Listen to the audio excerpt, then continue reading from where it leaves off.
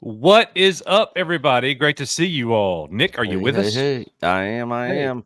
Why is my camera not on?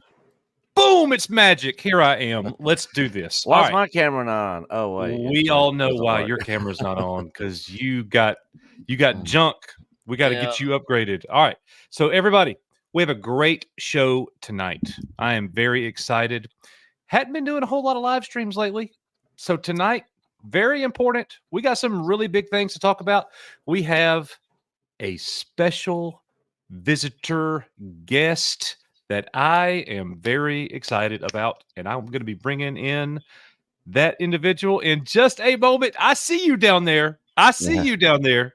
You'll be here in a minute. Yes, sir. Yeah, he did a great video Coach sent to me this last week, and all he does is great videos.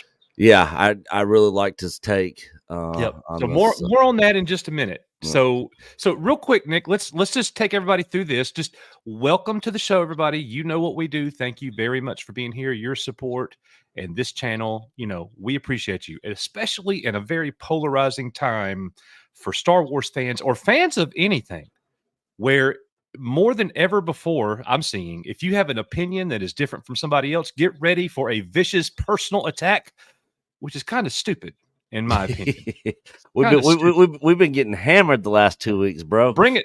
Don't sing it. Bring it. You just fuel us to make more videos, baby. It's all good. Hell, Chris Gore, who also did a great review on this last episode of Ahsoka. Yes, sir. On Film Threat. So definitely go check that out. Yeah, for sure. So everybody, look, real quick, there are 4 ways that you can support us here at the channel that we always want to just mention right off the top. Join our member family. Support us over on Patreon. We got some awesome new shirts in the merch store, and any and all super chats we greatly appreciate. But the main thing, we're just glad you're here. We're just glad you're here and that engage with us in chat, and we appreciate you being here so much. Nick, this has been kind of a sad week. Yes. A lot of stuff has happened this week, and I got some things that I want to share with everybody. And this one is sad and a little twisted. Many of you know or remember Fluke Skywalker, the Luke Skywalker cosplayer.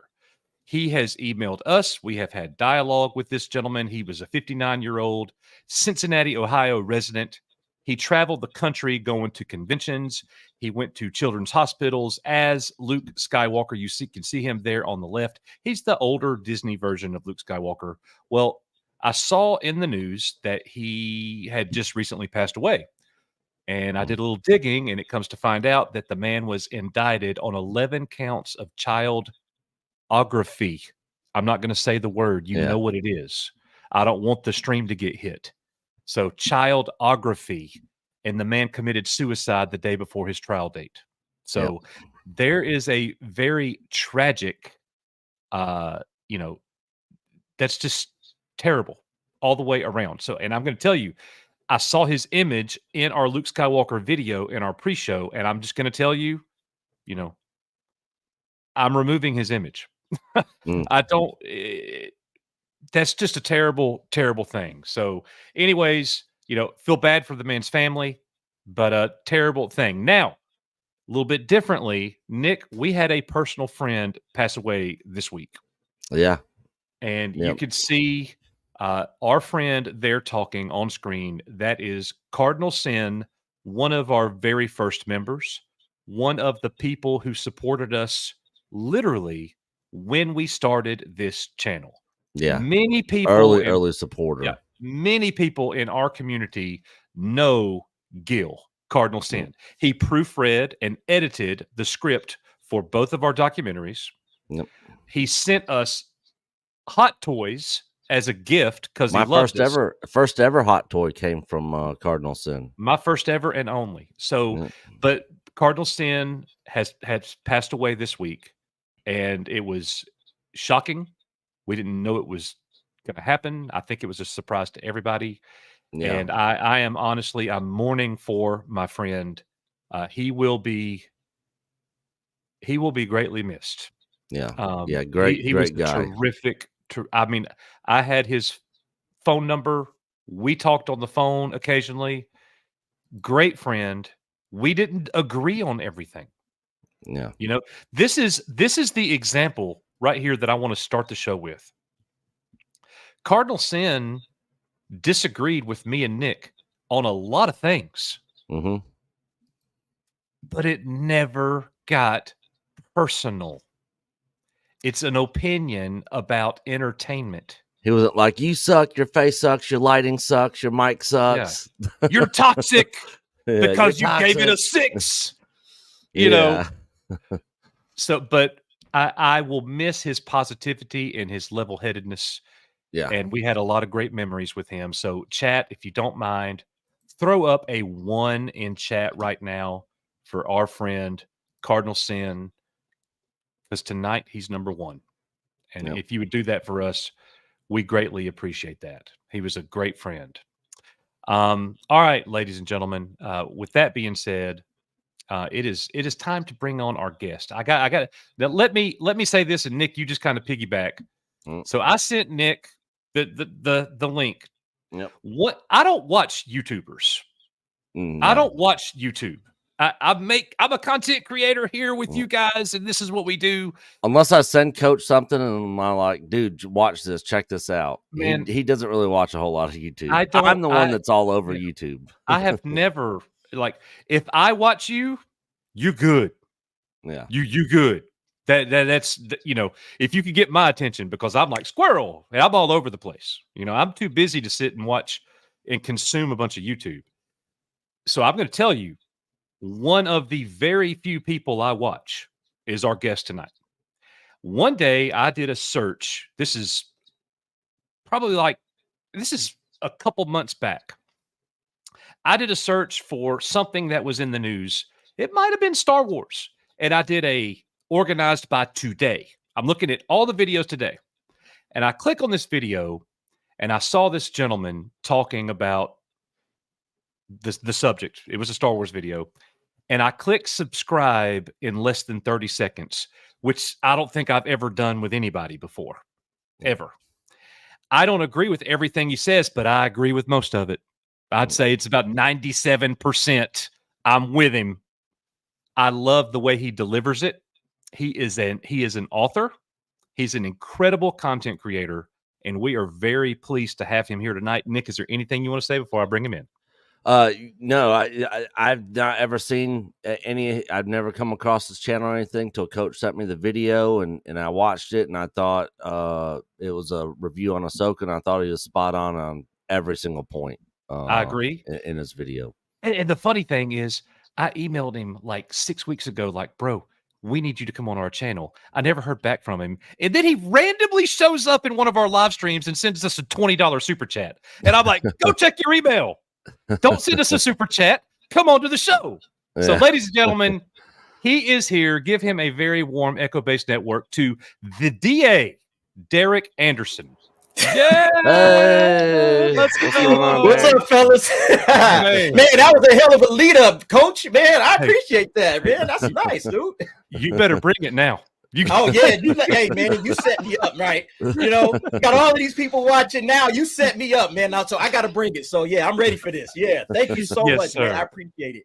We are very glad that you're here, bro. We really are. Thank you. So look, this is what we tell people that come in for the first time. We've had guests, and tonight I want you to consider yourself a co-host of the show.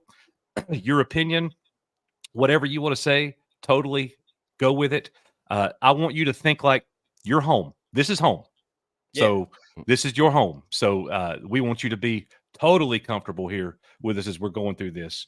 So we are, and don't be afraid to give any pushback with people in the chat or us. No, you don't have to worry about that. We're going to show. There's his channel right there, everybody. So go, if a mod can throw up the link to his channel, you might not be subscribing right now because you hadn't heard him talk very much, but you will be in a moment. So, but go ahead and get that link ready. And look, and I got to tell you, 10 months ago, he hit 1,000 subscribers, and now he's at 4,000 subscribers. So in 10 months, he has quadrupled his subscriber base. That is pretty dang good. Yep. That is pretty. So keep rolling. Now I'm doing it, man. I'm doing the Yes, best sir. I can. And I appreciate you giving me this opportunity to just kind of come in here and chop it up and talk about Star Wars, because there's nothing better, in my opinion, than to talk Star Wars. Hey, you're doing us a favor by being here. So that's, that's Well, nothing to it. All right. So some minor topics that we're just going to run through real fast. Ladies and gentlemen, we're not going to spend a whole lot of time on this because I know you want to talk about Ahsoka, and we have some pretty good things that we're going to discuss tonight, and some things that you're going to agree with, and certainly some things that you're going to disagree with. And remember, it's just opinions, and we're just talking. So let's get into that. So first thing up, hit the news this week. Taika Waititi is out joking, talking about how he doesn't think he's ever going to finish his script. Somebody else got a Star Wars show, and he's like, maybe they'll finish their script. So hot take or take right now, over under, do you think we ever get a Taika Waititi movie? Nick, we'll start with you. Derek, you could just jump in whenever you want to. Look, we talk over each other all the time, so don't you just jump right in. So Nick, this is typical of Disney Star Wars. They make announcements, nothing ever happens. They make announcements, stuff gets canceled. It's the freaking merry-go-round over at Lucasfilm. I don't ever say anything's going to happen until sets are built, filming has started, and there's actual leaked images of on set stuff, and they're actually filming. Until that happens, I don't believe anything's actually going to happen at all with any of their announcements. Anytime they announce the Rey movie, I'm not going to believe that's going to happen until they start filming. The Lando movie, which just got announced this week, I'm not going to believe that. It's same old with them. So yeah, I'll be surprised if this Taika Waititi movie ever gets done, or if he ever even finishes the script at all. Awesome. Yeah, 100%. I don't think that Taika is going to make this movie either. And I think ultimately it's going to come down to Taika Waititi and some like, he's maybe going to be a producer on it. Maybe that's what he's going to do. I don't think he's going to write this. I don't know if his style really fits Star Wars anyway. He has a different type of style of filmmaking that I don't mind. I think it fits what he's doing. But with Star Wars, I don't think I want to see his Taika Waititi Star Wars film. Now, and that's not to say that it couldn't be brilliant. We would have to see. But just like Nick said, like, they cancel so many projects. Like, every single time you hear a Star Wars project, just put a question mark right behind it, because you don't know if this thing is going to happen or not. That's just basically the way it's been going since Disney bought it. So, yeah, I have no faith in anything that Kathleen Kennedy is doing at this point, period, point blank. So if it happens, like Nick said, if there's some, behind the scenes footage, you have the director coming out and doing interviews, you see actors and everything. Okay, yeah, maybe it's happening. But until then, I don't believe it. Acolyte's happening, guys. Nah, man, that one's happening. Good God, man. Yeah, the Acolyte is going to be it's going to be interesting to see what the reaction is going to be from the Star Wars community when it comes to the Acolyte. I'm very interested to see that. How crazy will it be if that comes out and we see it and we're like, oh my God, this is the best Star Wars thing they've ever done? I will be shocked. I will be same. Okay, but I give everything a fair shot. I rag on stuff. I look at it for what it is, but when I walk in episode 1, or if I sit down in the theaters, I'm like, hey, fair shot. Entertain me. Do the job. Be Star Wars, okay? And if they do it, I'm there with you. But what have we been seeing? We've been seeing them not do exactly what we want them to do, which is give us the love of Star Wars that we have such a big passion for. They haven't done it. And so until they do it, you know what? It's a big question mark every single time. Every single time. Now I agree with you that what you just said definitely speaks for me, but for a lot of people who are like really big Anakin Skywalker fans or really big prequel fans, this is really resonating with them right now. So I get that. for them, and prequel fans, we're happy for you. But you know, Let me say this. I agree with that. This, 'cause this is a point that I always say when it comes to any entertainment content. Love what you love. Don't let anybody take away from your love of what it is that you love. You know, me, Nick, Coach, anybody. Don't let us take away from what you actually love, because there's a lot of people out there in the world that, you know what, maybe I don't like, you know, the sequel trilogy. Maybe I'm not a fan of the sequel trilogy, but for somebody out there, the sequel trilogy is the thing that got them through a bad moment in their life. You know, there was the thing that carried them across the finish line in college or high school. It's like, man, I'm going through so much, but, you know, I love the sequel trilogy. I revisit it often. All right. Hey, love it. I'm going to talk trash about it because that's how I feel. But you guys feel free to love it. And don't feel like if I talk bad about the sequel trilogy, that means I'm talking bad about your love, because I'm not. You know, what I'm talking about is, hey, look, these are the problems that I see, you know, with Star Wars. I've been a fan of Star Wars since I was 4 years old, you know, back in 1977. I'm an old guy. All right. I'm not a young guy. I'm an old guy. You know, I've been around a while. So I've loved Star Wars since I was this big. And, you know, I have a different take on it, you know, different person, different time, different, you know, that's how I see it. And so, yeah, I don't want anybody to ever feel like they can't love something. Yeah, I got a question for you, Derek. Coming from that. So, how old were you when Return of the Jedi came out? I was 10. 10. Okay, so 10 years old. Yeah. All right, look, so, I got a memory for you guys. Okay, this is my not my earliest memory of Star Wars, but my most significant memory of Star Wars. So I was a 7-year-old kid standing in line to see The Empire Strikes Back. Right. Nice. And you know, if you ever remember, like back in the day, it wasn't like you get to go onto an app and pick your seat and, you know, sit where you want to sit and all that kind of stuff. You had to stand in a line that wrapped all the way around the movie theater, you know? So I'd been standing in this line for maybe 2 or 3 hours, you know, with my brother. I think it was my oldest brother, his girlfriend, some friends. We're going through this line. We're getting close to the front. It's right around the time that the previous showing had just let out. You know, it was like a one screen theater. It only had one screen. And as I'm walking in, I see some buddies from school walking out. And I was like, oh, hey, that's, you know, I forget their names, Jack, John, whoever.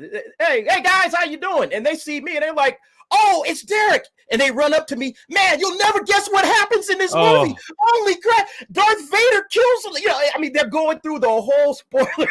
And you're like, shut up. Gets killed. Darth Vader cuts Luke's hands off, and everybody in line is losing it right now. Like, shut up, kids. Like, this is you're spoiling everything. Now, this was, you know, before spoilers. You know, we didn't really talk about spoilers back then. But, I mean, that was my most significant memory ever when it came to Star Wars, that moment right there. And you know what? My brother, I think he said, hey, don't listen to them. That's not what happens. It was everything that happened. That's smart. But he was trying to keep me from being spoiled. But then I walked in and, you know, I still had a great time. Empire Strikes Back is still my favorite Star Wars film. But I mean, that was the funniest moment in Star Wars for me is, you know, wow, like my entire friend base just spoiled, you know, The Empire Strikes Back for me. So we have a similar. Go ahead, Nick. Go ahead. I was just going to say, so the reason I asked you how old you were when Jedi came out was because our good friend Robert Meyer Burnett, who we've had on the show multiple times, he has talked about how much he hated Return of the Jedi, but he was a teenager at the time. He hated the Ewoks, all that. Well, me and Coach were young kids at the time, and I love Jedi, you know, to this day. How do you feel about Return of the Jedi? Came out? Yeah. No, yeah, I can 100% understand that because, you know, I think my little brother, when we went, you know, he was a kid, like 5 years old, and he loved it, you know. So however Star Wars hits you at whatever time it hits you, it's still Star Wars, you know, and it's just the sequels. It's just, I don't know. It's really let a lot of the older Star Wars fans down, and a lot of the storytelling is just shaky.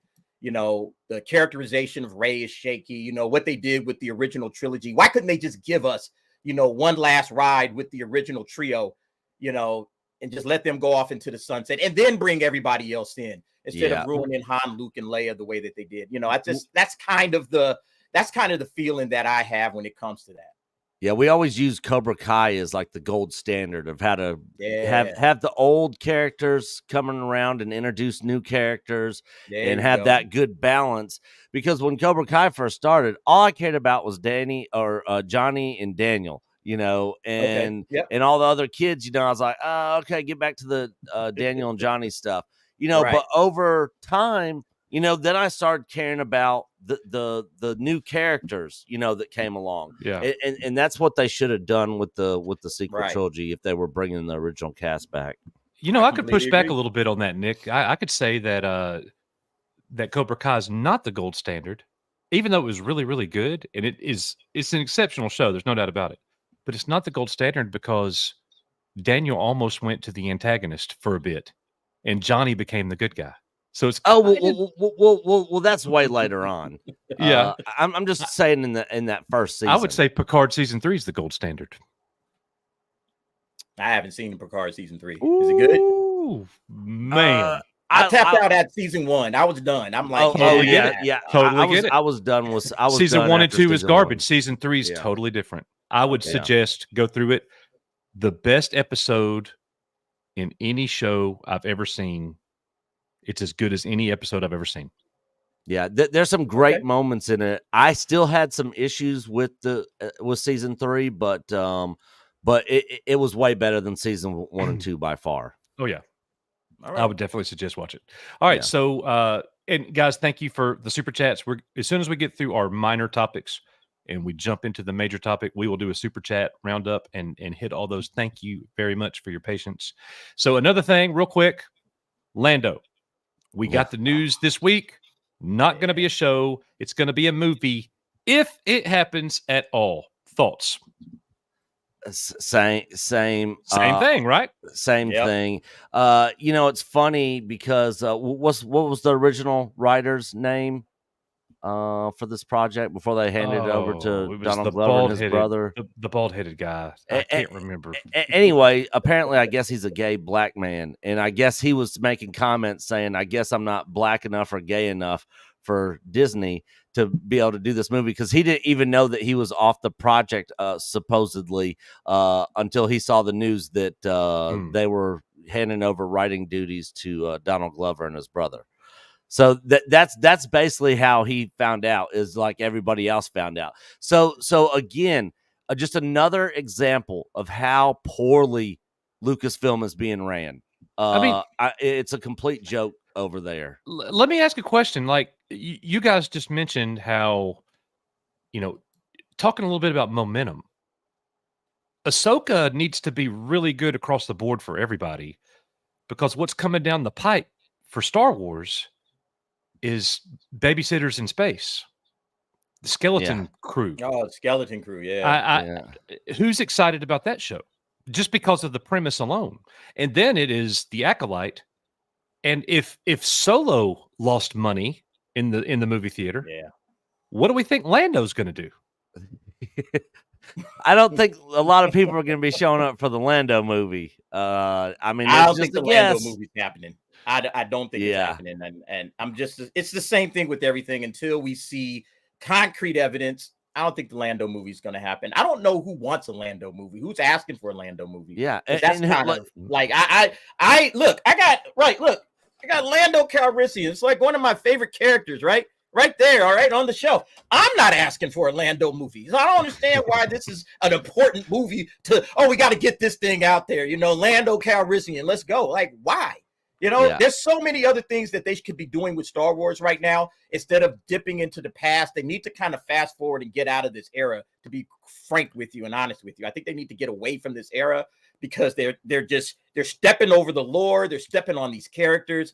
They're just changing up too much. I think they need to get all the way away from this era and start telling their own stories. Yeah, the only, and I feel the same way at this point, that I think they need to just get away from this era. But I didn't after Rogue One, because after Rogue One came out, I had some issues with Rogue One, but I for the most part I liked the movie, and I liked the tie-in with leading into Episode 4, the original Star Wars movie. And I was looking forward to a sequel to that, Rogue 2 or whatever you want to call it, where they get the Bothan spies get the plans for the second Death Star, because we have that moment with Mon Mothma on the bridge when they're talking about it, and she's like, many Bothans died to bring us this information. And just the look on her face, you can feel that it was a tragic event that so many people died just to get this information on the second Death Star. And I'm like, man, that would be a good follow-up to this movie, if they would do something like that. So like in that aspect, I'd like to see more from this era, but with who's running it and the job that they do, I'm now like just get out of it, because you're just right, jacking it all up. Yeah, if you're I'd rather messing it you up, just do just something say else.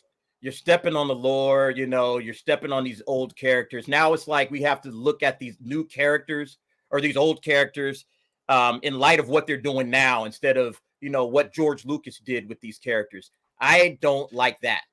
I want them to kind of leave the legacy of the original trilogy alone. Stop going back and telling stories about these old characters. If they had any writing chops, they would be able to step into a new era, introduce new Star Wars characters to us, and have us fall in love with those characters. They have an amazing franchise, an amazing universe to build on, and all they can do is just kind of copy off of everybody's homework. Let's recycle another character that we can drag back into the forefront. I want them to move so far away from this era. It's not even funny. Get 200 years into the future, so there's no possibility that we can drag in any connective tissue to anything that's going on in the Skywalker saga. Get far away from that. Chewbacca and the droids might be the only ones that they would exactly. Maybe Chewbacca and the droids might be still hanging around, but everybody else, all the human characters, other aliens, they're completely different. Yeah. 100%. I think that's a really good point. I wish retroactively they had started there. I wish The Force Awakens had been so far in the future. There was no. If you weren't going to put the original cast together on screen, then don't even have them in it. Don't even do it. Yes. Yeah. Don't even do it. Have them be we heard the legends. We heard about Luke Skywalker and Han and Leia and what they did for the Republic. We heard those legends, and maybe that's, spurring on a new generation of heroes. And that's what they kind of did in The Force Awakens, but they just, again, they had it so close that gave J.J. Abrams and Rian Johnson the ability to, mess with that original trilogy. And that's like, come on, guys, leave that alone. That to me is sacred. That's sacred stuff to me. Don't touch it. I want them to just get away from any Landos, any more Solos. There was a point where I was like, you know what? I don't mind a Han Solo, solo film. But after what they did, I'm just like, don't just get away, go away. I don't want that anymore. And it was after that they decided to stop doing that, because they were planning on doing one film a year, Boba Fett movie, all these other spinoffs and stuff, one movie a year. And after that disaster, they're just like, all right, we're not doing that. We clearly don't know what we're doing. We got to push pause. We got to go back and reassess. And what has it been, like 4 years this December since the rise of Skywalker? We're going to be moving on to year 5. They're not going to have anything out next year. And maybe the earliest they're going to do something is 2023 with the Rey film. But is that going to happen? I don't think it's going to happen. Yeah.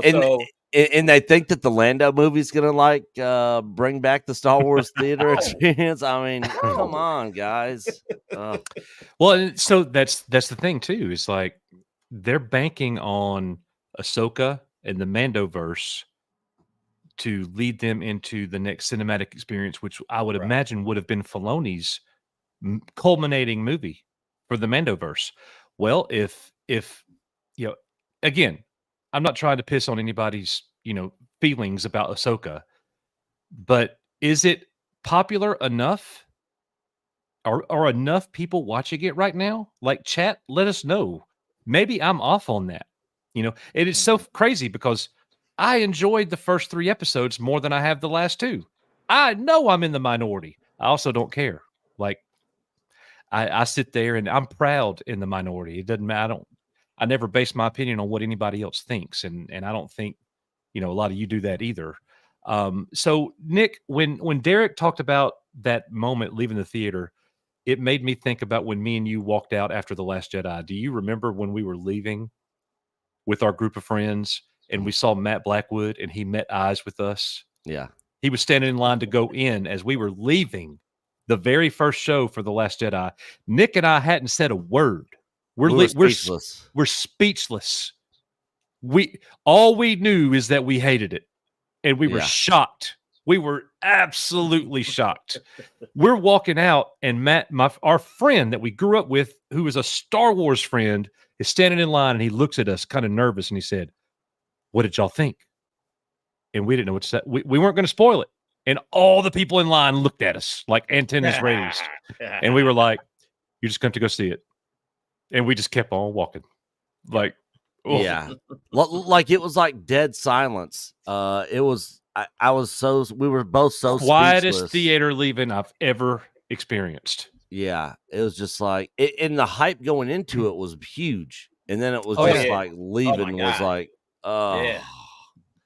like I had to see it 2 more times just to try to convince myself it wasn't that bad. I want to like it. I see everything Star Wars at least twice, no matter how good or bad it is. I go to the theaters, I see everything twice. And it took a lot for me to go and see The Last Jedi a second time. I went and saw it a third time, just like I want to make sure that I didn't, misunderstand something. I want to make sure I absorb it all now that I know the story that's being told. Yeah. Let me just kind of just enjoy whatever it is that Rian Johnson did. And the entire time in the theater, I was sitting there like this, like I didn't budge. I was just like, what is this? Yeah. What is this?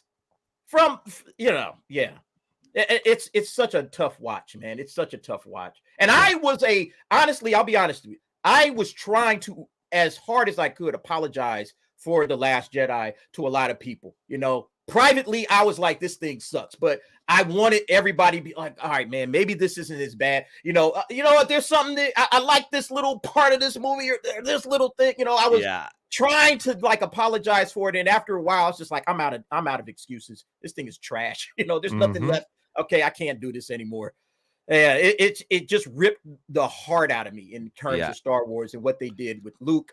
The character of Rey is just an abomination, in my opinion. And I know a lot of people like Rey, not taking away again, love what you love, but it's just not the hero that Star Wars needs. It's a manufactured hero. When you go back and you look at what George Lucas did with Luke Skywalker and how he built that character up, and the trials and tribulations he put that character through. So by the time he gets to Return the Jedi and he tosses that saber away and he says, I'm a Jedi like my father before me, that stuff is the stuff that heroes are made of. And for Rey to sit up there and say, I am all the Jedi, I'm like, what is that? What does that even mean? What the hell is that?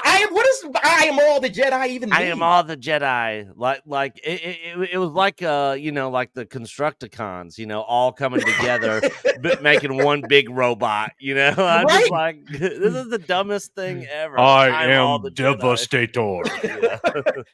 It was just such a laugh out loud moment. I think I laughed when she said that in the theater. I was like, all right, well, that's it. Star Wars is ruined. It's funny. I still saw that movie twice, though. I've seen every Star Wars film in theaters twice. Every single one of them, from the original all the way through. It's funny.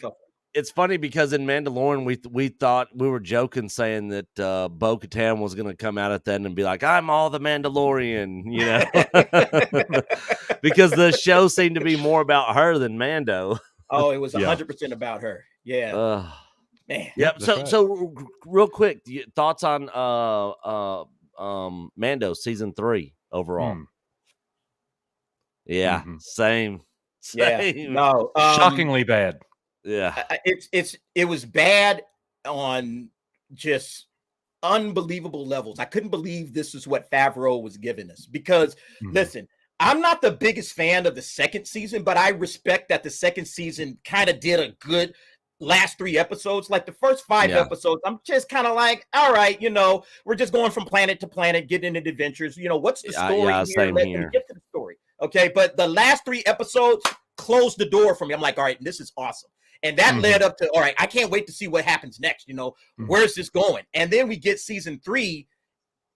And I just don't know. I don't know what the decisions were in this thing one of the problems is it's just slowly paced. I felt like the story was just too stretched out. And it's kind of the same way I feel about Ahsoka, which we'll get to when we talk about it.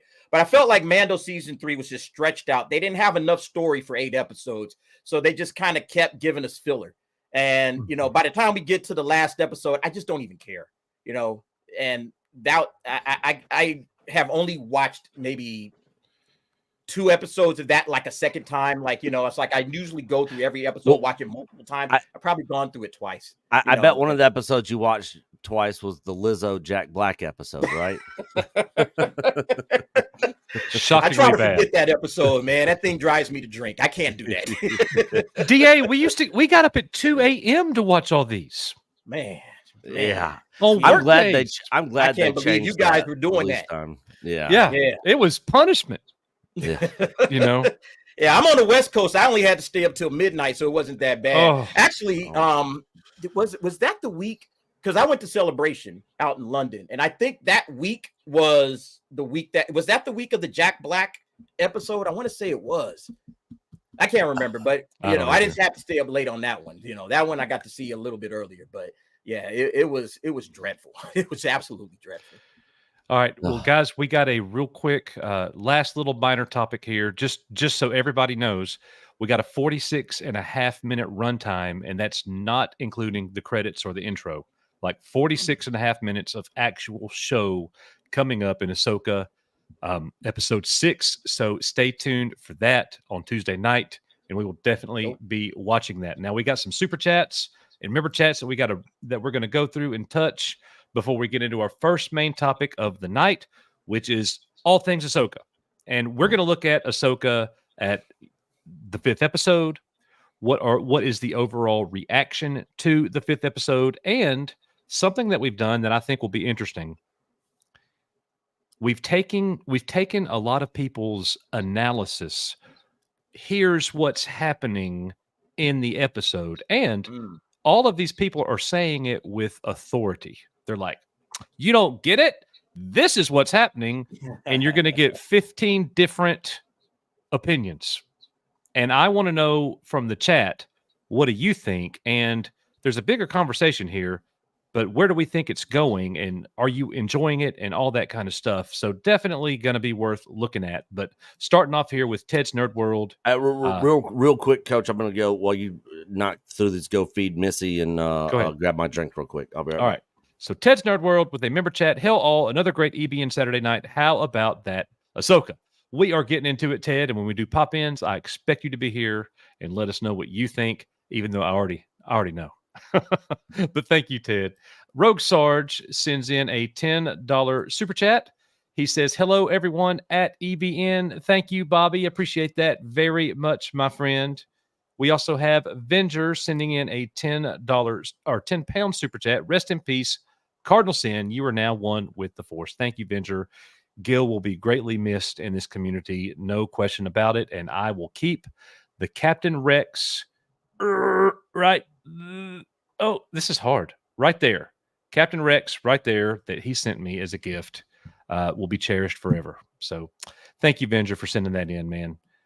Debbie Young has gifted 5 Echo Base Network memberships. So thank you, Debbie, for doing that. And if you receive one of those memberships, Debbie Young gave you that membership. So shoot her a thank you in chat. And thank you very much for doing that. Jedi Master Lawrence, member chat. Happy birthday to all of us September birthdays. May yours be amazing. My birthday's in 4 days. So thank you, Erica, for sending that in. Happy early birthday. Great. Thank you. Look, I mean, it's just a birthday. Yeah, it is. It is. My wife and daughters are like, they think the world stopped spinning. Me, I'm like, it's all right. No biggie. Graph Web, $2. Jumping Jehoshaphat, # cancel Disney Plus. Thank you, Graph Web, the most consistent man on YouTube, no doubt about it. Debbie Young, $4.99. Welcome to Echo Base Network. All opinions are welcome. That's right. But personal attacks are not. We don't do that, even though we get accused of it on the regular.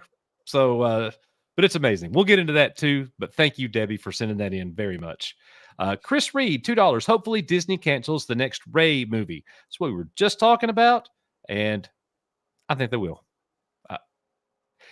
I don't know, man. I don't know. I think there's a possibility they'll try to push that thing over because of, Kathleen Kennedy clearly loves the character of Rey. That's like her first major Star Wars character that she brought in to the universe. Right. So I think that's a strong possibility that thing comes out as long as she's at the helm. Okay. You're going to have to get rid of Kathleen Kennedy in order to get rid of the All Rey right. movie. Now, what form will the Rey movie take?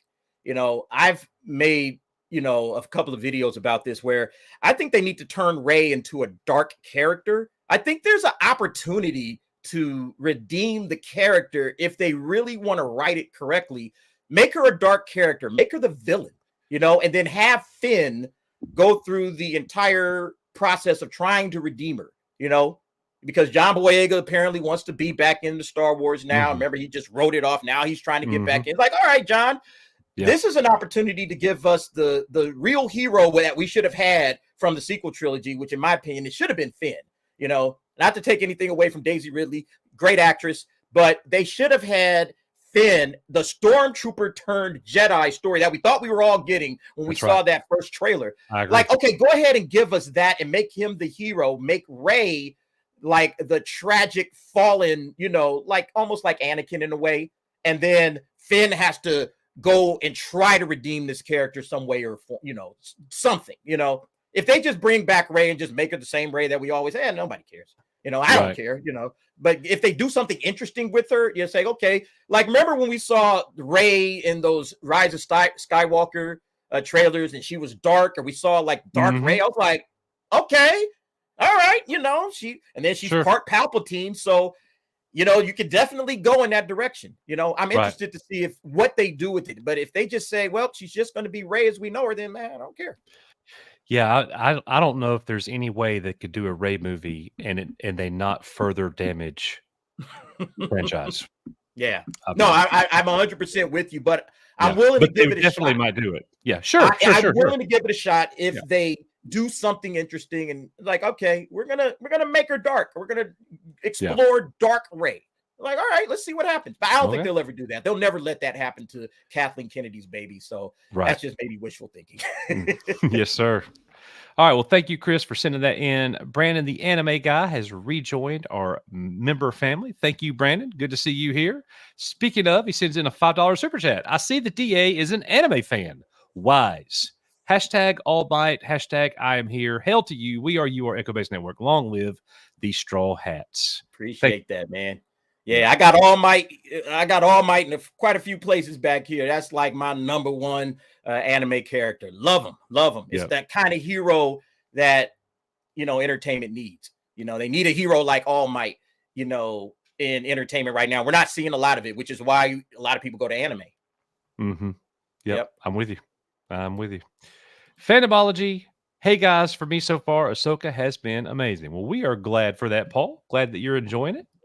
Michelle Burrito, member chat. Hey, all, I loved episode 5 so much. The first few episodes for me were just okay. Michelle, I'm totally opposite, but I'm glad that you really liked the last ones. So that is awesome. And Sergio Pesci with a $1.99 super sticker. Let's see. It's a number 1 fan hand. So thank you, Sergio Pesci. Debbie Young with a $9.99 super chat. Nothing will happen until this strike is over, and I actually think it may be a blessing and will help the situation at Lucasfilm. This is when the right changes could be made. We shall see. Mama Bear is hopeful. Well, Debbie, that's awesome. Keep that hope alive. So thank you for sending that in as well. Sergio Pesci with another 99-cent super sticker, and this one is an emoji smiling with dollar eyes. Thank you. I appreciate it. Let's see. Diamond Figs with $4.99. If I had to choose, I'd love to see an evil Finn as a Force user as well. I'd also love to just not see anything else from the sequels get ever made. So thank you for sending that in, bro. Appreciate that very much. Look, we're going to play this for you guys. Thank you for those chats. We are you, our Echo Base Network. This is for you, and we will be right back.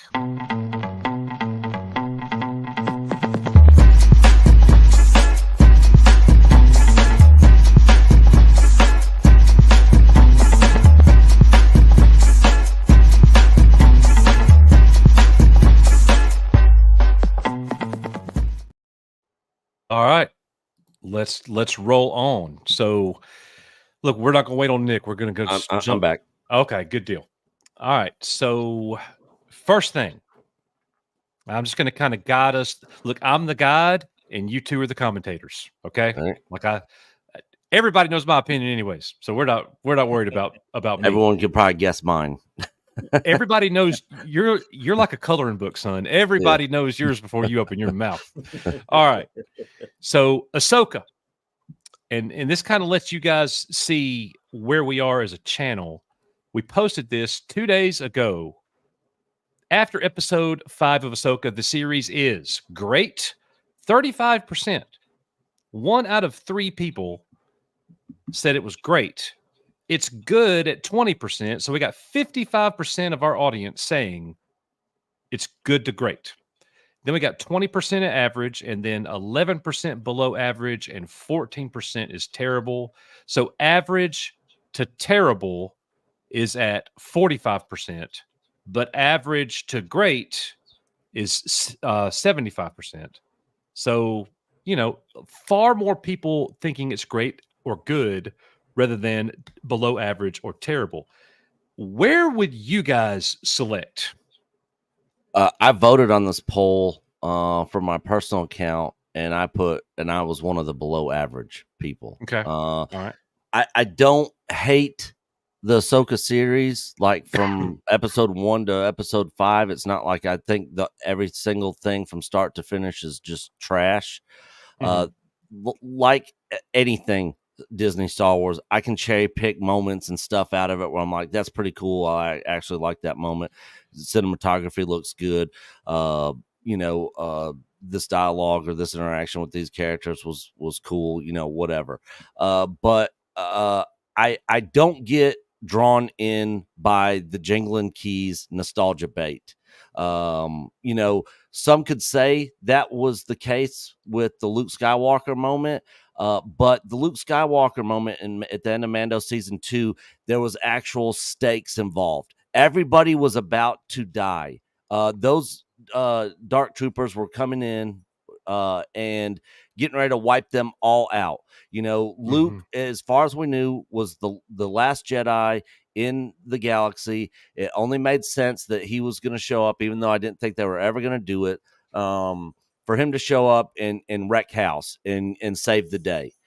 So that had some weight to it. It had some purpose, the writing behind it and everything. It made sense.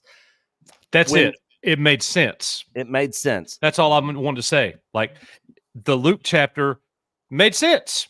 You got it. You didn't have to question. Yeah. The Ahsoka thing, just because Anakin showed up, which I thought I appreciate that Hayden's getting a lot of love because he got a lot of hate during the prequels. I thought his performance was fine in it, but overall, it didn't make sense. I was just lost. Was it really Anakin? Was it not? And then the backlash from that is like everybody thinks that, oh, it's so simple. How could you not understand what was going on? And then there's 5 different theories, which I'm sure we'll probably get into later on the show. And so it's like nobody else can agree on what was happening either. They all have their own perspective on it. And to me, I was just like, I completely lost, and it made no sense.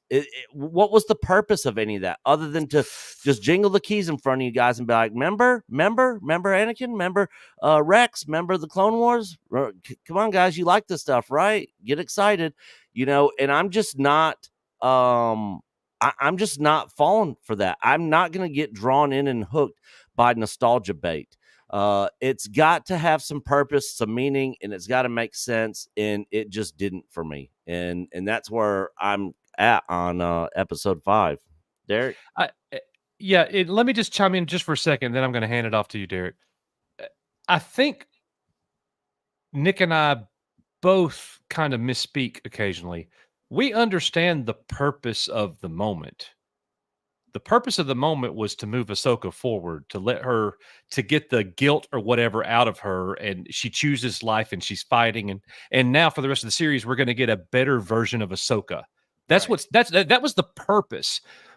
The question's not the purpose. The question is, what is actually happening? Are they Right. really in the world between worlds? Is that really Anakin? Is she floating in the water or not? Like, there's Right. so many questions. How did she freaking get there? Is that the world between worlds? I don't see any gates. She just literally transfigured into somewhere else. Like, Yeah. she's got instant transmission. Goku. I mean, so there's a lot of questions there. We get the purpose. It's Right. the what is actually happening. So go ahead, Correct. Da.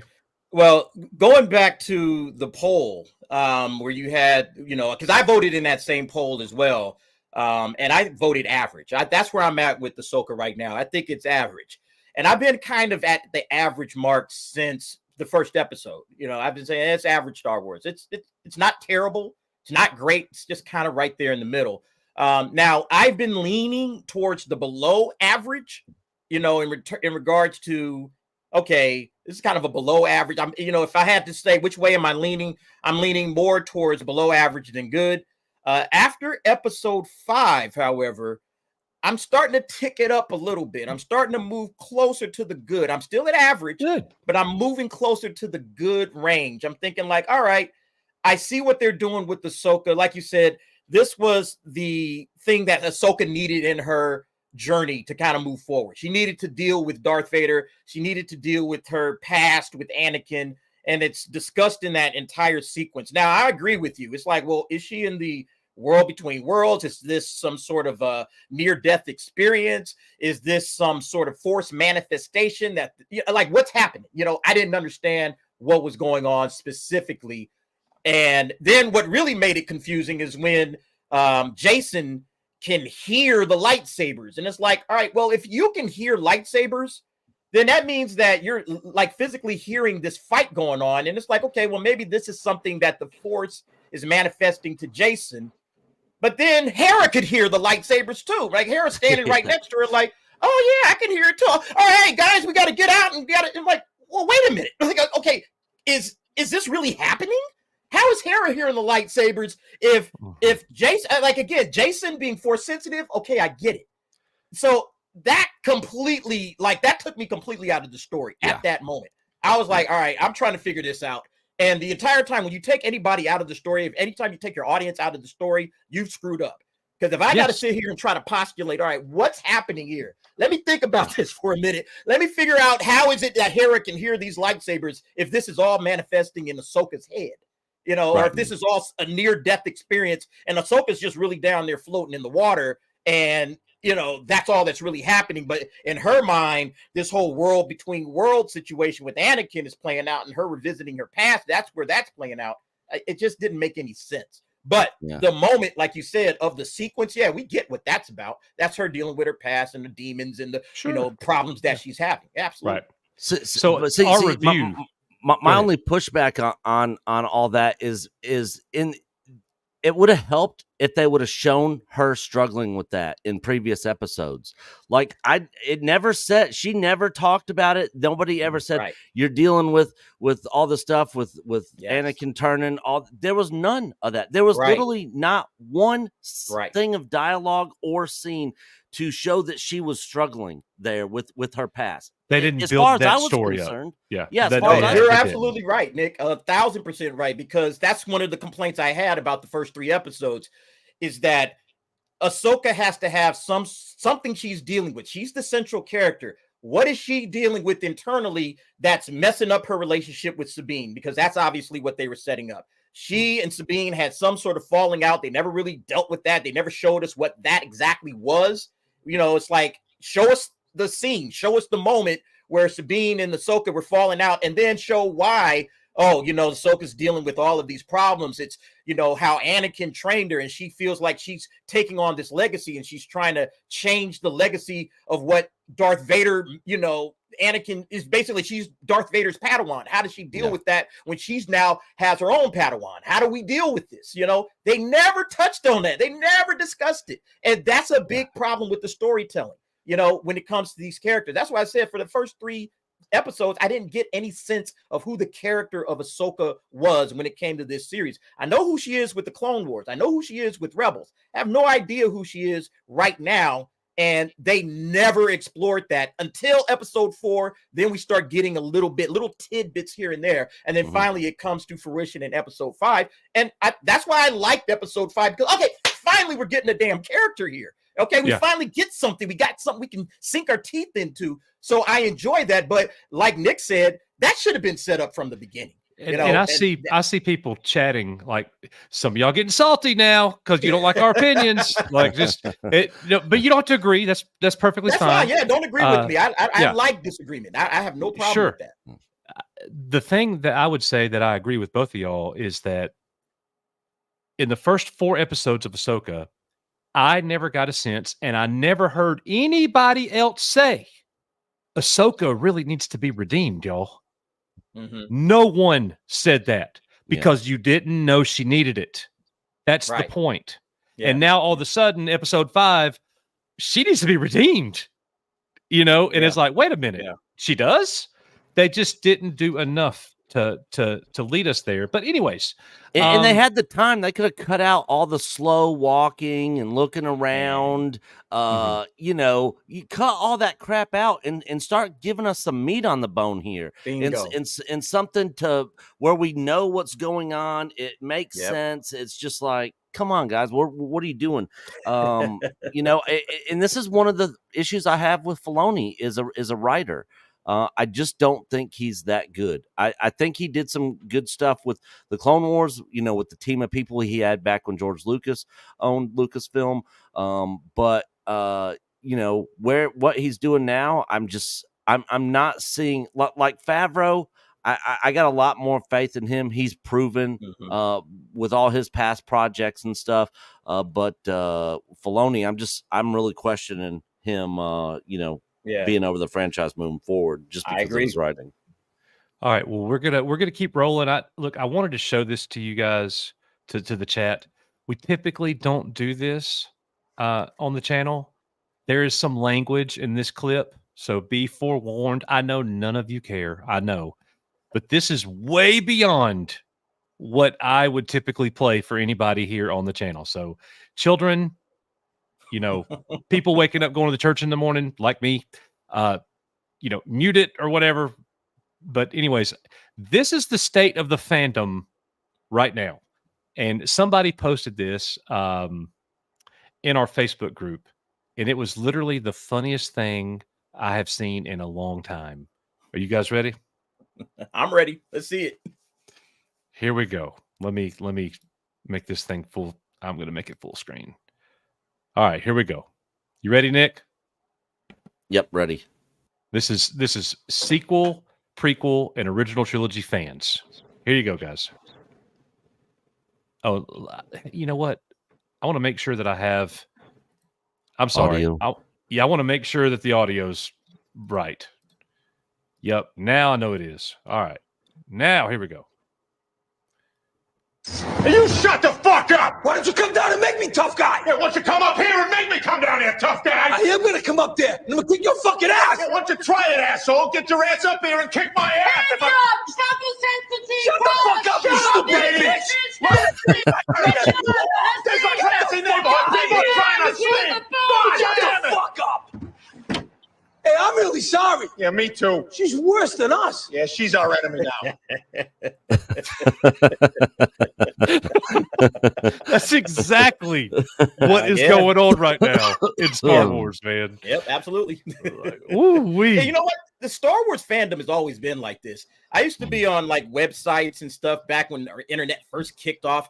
And I used to be on websites talking about Star Wars with fans. We always have been like this. It's always been like at each other's throats, even before the prequels came out. So yeah, don't anybody be, surprised at this. This is just how Star Wars fans are. We're passionate, we care a lot about what we care about, which is Star Wars. And so we're going to argue, we're going to fight, but at the end of the day, we still love Star Wars. So I don't have a problem if you love like I said, love what you love. Man, I cannot even tell you how many times Nick and I have been told in the last 2 weeks we're not real Star Wars fans. And I'm like, fake fans. We gave it a 6. We didn't say it was crap. Like, what? Like, because we were not jizzing all over ourselves because of Anakin. We are not real fans. Yeah. Like All right. the Anakin thing to me is just, it was total fan service, you know, and the Oh, yeah. fanboy in me, like, look, the little fanboy that's in me, I loved that moment. I am not going to take away from that moment, but it's just like you said, okay, what's the purpose? And not only the purpose, but the way it was all set up, it's just kind of like, all right, you know, but like when they were down there, in the Clone Wars sequence and then the Siege of Mandalore sequence, oh man, you love it. You know, that's what Star Wars fans love. They love that stuff. So I was digging that. But when you start thinking about the story that's being told, it's like, it was kind of anticlimactic the way that all of that ended up. I was just like, all right, whatever. They did it. Sure. They brought him in. They did it. I thought they would do something different. They didn't do it. So it's like, whatever. Yeah, I'm with you. All right. So I want to go through this article real fast, and chat, stay with us here.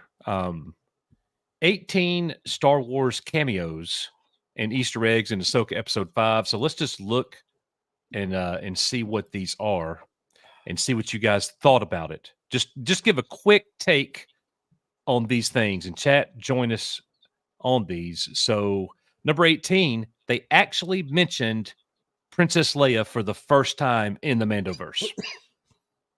Good moment. Meaningless. Meaningless. I thought it was kind of meaningless, but I thought it was interesting that, you know, Hera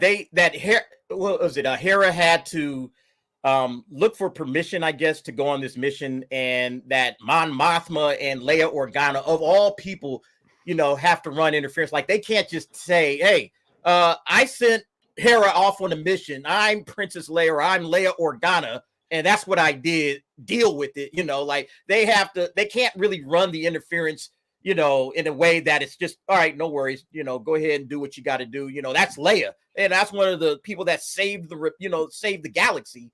You know, yeah, she's going to run her missions. She's going to do what she's going to do. And we're not going to have anything to say about that. And the same with Mon Mothma. Mon Mothma is the one that, you know, started the rebellion. You know, so I thought that was kind of funny. Like, you know, we're going to permit. There's nothing more I can do. I'm so sorry, Hera. I did everything I could. And it's like, you're Mon Mothma. Like, why do you have to go to anybody for permission? You should be able to just do whatever it is you want to do. You know, like, that's the way I looked at it. You know, I know people may disagree, but, you know, like, she's a huge character. Like, why does she got to go to anybody for permission? Like, hey, this is what we're doing. I sent Hera on the mission. Now what? You know, like, that's what I want to see from Princess Leia when it comes to that. Sure. So, Mark, to Mark's comment, Mark, thank you for being here. I've been seeing you in chat, a lot of good chats. He says, you guys don't understand Rebels and the Clone Wars. These episodes were necessary, and episode 5 helped tie everything together. I hope they retcon the sequels. First of all, I don't think there's any chance in hell the sequels are going to be retconned. No. Second of all, respectfully, tell us how we don't understand. What do we not understand about Rebels and Clone Wars? I've seen all Rebels, and Dave Filoni said you didn't have to watch Rebels or Clone Wars to watch this show. So that's what he said. So that should be, that's coming from the writer himself. So understanding Rebels and Clone Wars shouldn't mean jack squat, because Filoni himself said you don't have to watch Rebels or Clone Wars to enjoy this or understand it or anything, which I think he's full of shit. I wish they would retcon the sequels, but they won't retcon the sequels. No chance of that. Yeah. All right. Well, real quick on the Leia thing, I just wanted to add, I thought that was another missed moment on their part. You know, they mentioned her, and then shortly after that, Hera has a conversation with a hologram of Mon Mothma. If that would have been a hologram of Leia right after they had just mentioned her, and she was talking to her, because it would have been a lot easier for them to just do a hologram with a CGI or deep fake of Leia in there and have her voice in there. I thought that would have been a cool moment, and I thought that was one of the missed opportunities from that episode. Yeah, I'm with you. I would have felt better, a little better about the episode if we had gotten that moment. You know, I've been critical of the show so far in the Mandoverse on the whole. The more New Republic you bring into the show, and the more we do not hear or see Leia, Luke, Admiral Akbar, you know, they did Mon Mothma, so I'm glad. But the more we do not hear those and the more New Republic we get, the more it's blaringly obvious to me that it's a problem. But that's just something that, you know, that I notice. So up next we have Hu Yang name drops Kanan Jarrus, Star Wars Rebels Order 66 Survivor. I'll just scroll through. If you got something you want to say about it, fire away. If you saw Rebels, it was cool that he got a mention, but if you hadn't seen any of those shows, you probably were lost and didn't have no clue who they were talking Yeah, it about. didn't really mean anything. Yeah. Ahsoka confronts Anakin in the World Between Worlds, but I guess my question is, was it the World Between Worlds? Yeah, I don't think it was. I think Yeah. it's a forced manifestation. I don't think it was the World Between Worlds at all. Yeah, we didn't see no owls. We didn't see no gateways. You know, it did. It was like the Ghost of Christmas Past coming in. You know, that stuff never happened in the World Between Worlds, where you go back and somebody goes back to a different time and they're their young selves. You know, and they're jumping around to all these different events. When has that ever been shown as part of the rules that form the World Between Worlds? As far as I understood the World Between Worlds to be, is it was just a place between space and time, you know, to where you could go in reference and look at different moments in time and actually interact with it, as we saw Ezra do when he saved Ahsoka. But all this other stuff that they did in there that we've never seen that with the World Between Worlds, which just makes you question, was it really the World Between Worlds in the first place? Yeah, I agree. And so just look at the poll numbers right now. It's almost 50-50, yes and no, if that was the World Between Worlds. So, and here's the thing. That's what I'm talking about when I'm saying anything critical about the episode.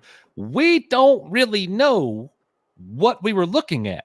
We understand the lesson. We understand the purpose, the redemption, the moving forward for Ahsoka. Better Ahsoka for the last 3 episodes. That's great. But we don't know how it happened. Yep. And when I had, does every question, Mama Bear asked a question earlier. She said, does every question have to be answered? No. You could definitely leave some things up to interpretation. But when there is an inordinate amount of questions, that's a distraction. Especially in a big moment like that. Like, everybody should understand what's happening. Everybody should. I 100% agree. Moment, yeah. You know.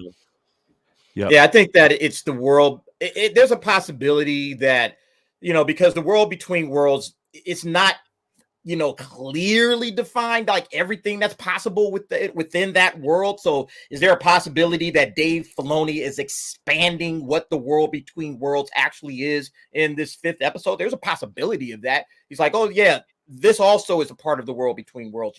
We don't know, but again, it just leaves it open to interpretation. And for such an important moment, when you're bringing Anakin Skywalker back in, and there's all of this important dialogue that's taking place, it's just kind of, I don't know what just happened, and that I think is a big issue with the way that they're constructing Star Wars. They're playing around a lot with the lore, and the fans are just kind of along for the ride, and we really don't know. I heard somebody, or I read somebody in a comment say, well, if you have all these questions and there's this much interpretation, it just means that the story has depth. And I'm like, whoa, that's not what depth means. No, not at all. No. Like to that point, J.J. Abrams is the master of depth, because he's just exactly box crap out there. So yeah, there's 100%. Yep. All right. If that's depth, I don't want any more depth in nothing. Star Yeah, Wars. Please be a little bit more shallow. Thank you. Yeah. All right. So I got to reply to this one. So come on, bro. You're dead wrong in that. Shaking my head. I can't even come here anymore. That's fine. It's mandatory negative talk now. That's not true. It's like you can't be yourself. You're just chasing views. No one wants to be negative. We just don't watch it. You're only talking negative. We're saying the negative because we think it's negative. Like that's why. So we're not chasing anything. Yeah, if we thought it was positive, we would be talking positive. Like, it's so funny to me how people think like we're just like coming on here like, all right, let's find something What can just we tear say this today? apart. What negative thing can we say today? Like when we watch it, we're like, oh, have they done something negative? Oh, I don't like that. Yeah, let's call that out. That's negative. No, that is not it at all. Yeah. It's all good. Get your head out of your asses. We are literally watching this and taking it for what it is. And this is our literal opinion and thoughts on what we see and what we're being given. Don't be mad at us. Be mad at the people making it, because they're making us talk this way about it. If you feel different, great. We have no issue with that. But we're not going to come at you and be like, oh, you're just trying to find the positive in everything. Yeah. And just talk positive about it. Like that's just dumb. All right, next one. Number 15. Anakin references Darth Vader and Luke Skywalker in Return of the Jedi. When Ahsoka says, I won't fight you, and Anakin says, I've heard that before. And so to me, that was a little strange. Anakin saying that, I've heard that before. Like, I just...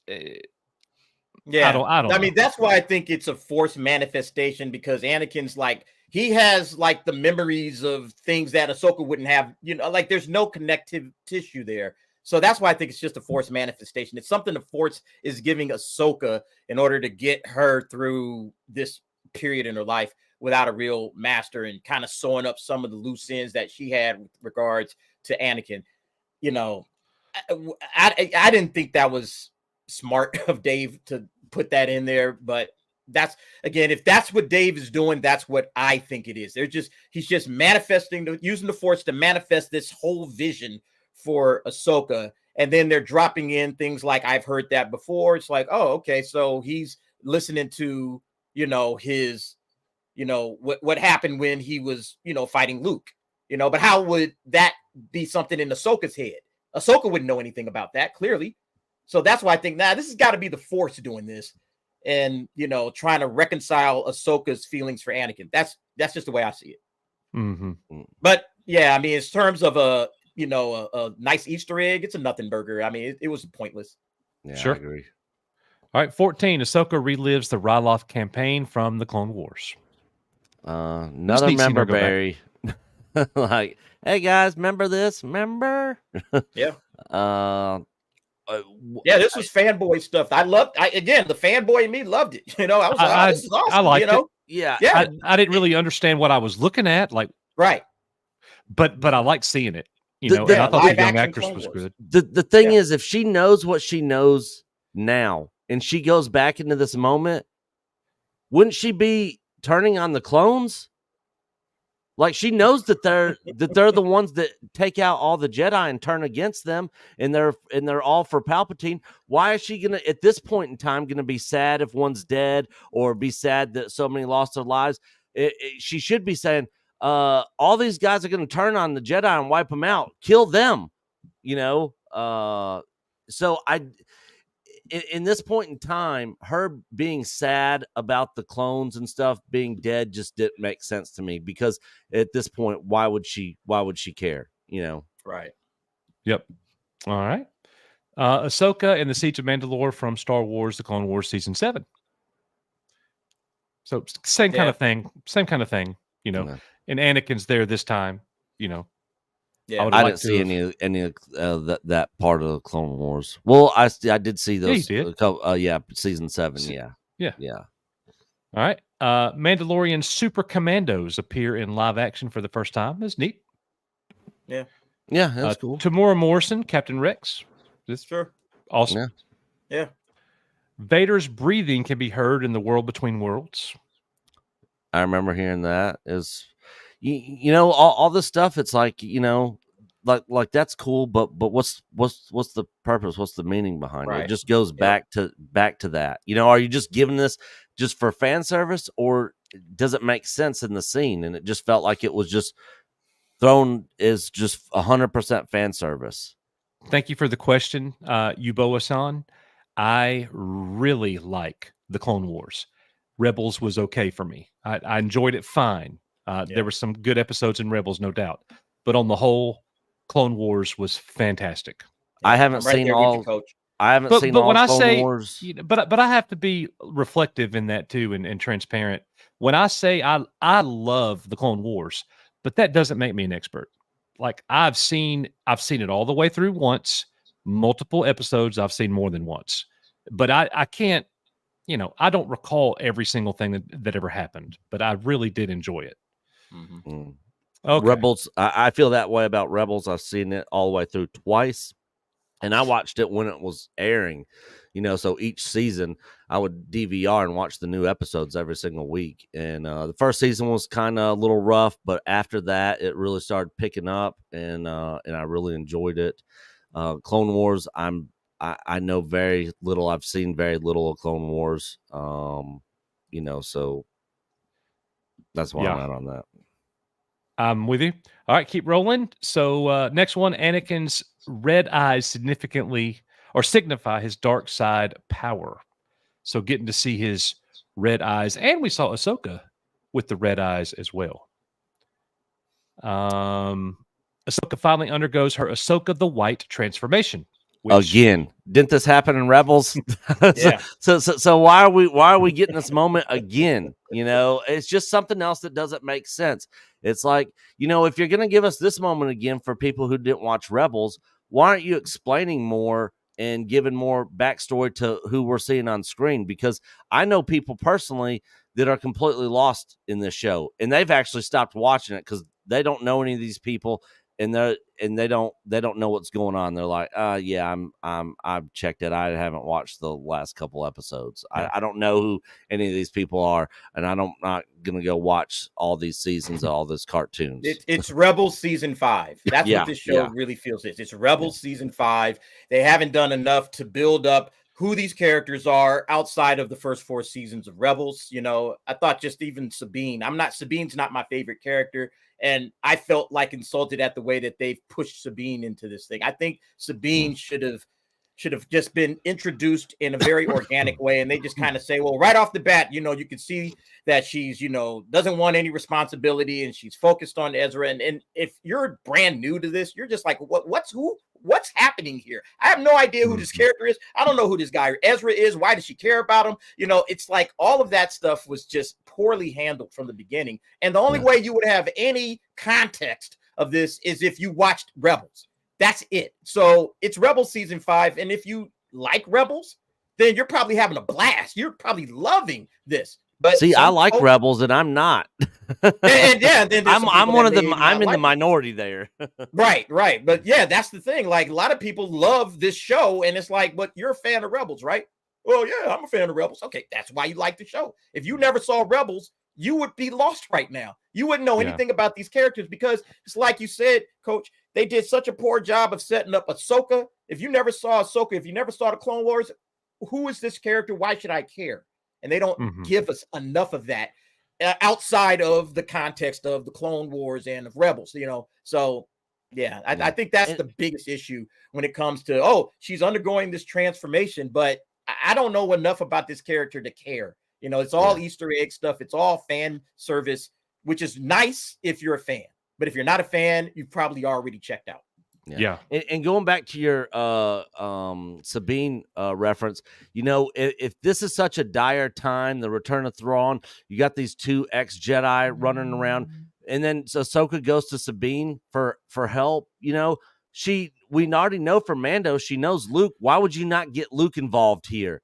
He would be the perfect person to be coming along and helping out because he would have waxed both of the freaking Balin and his little poodle sidekick. Living in my head, Nick, because that's the same question I asked. I was like, well, where's Luke?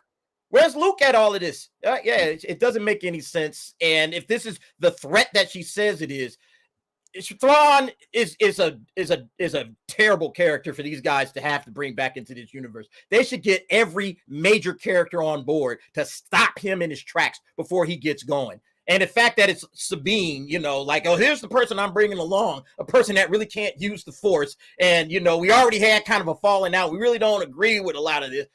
You come and help me stop this situation. Like, come on, guys. Like, that's the problem I had with those first 3 episodes. I thought it was just, yikes, man. Whew. Yeah.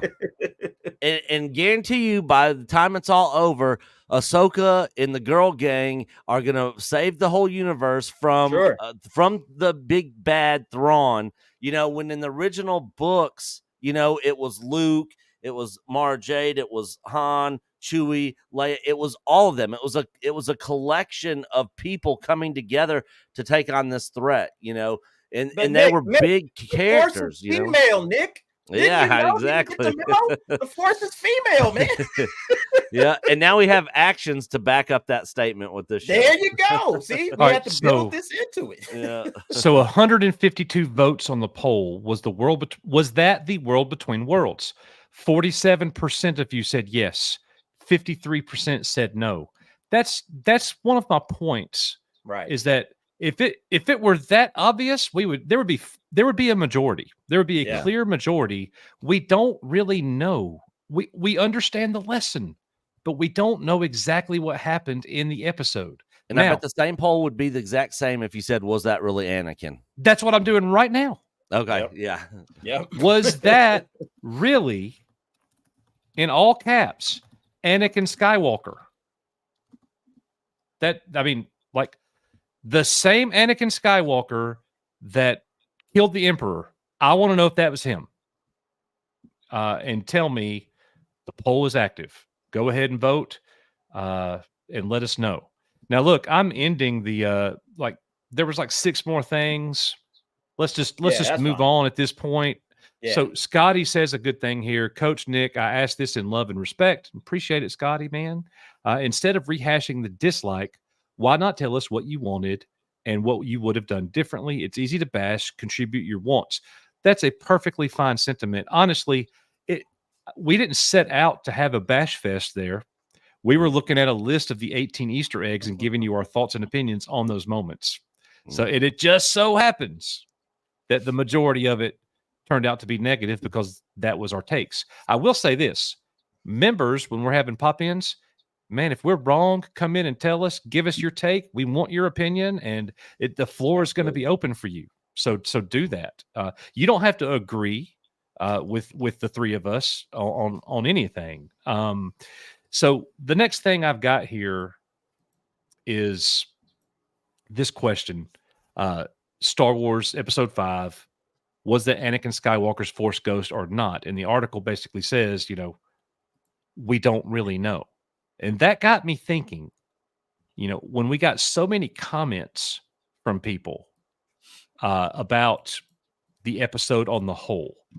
And truth be told, many comments were like, and I alluded to this earlier.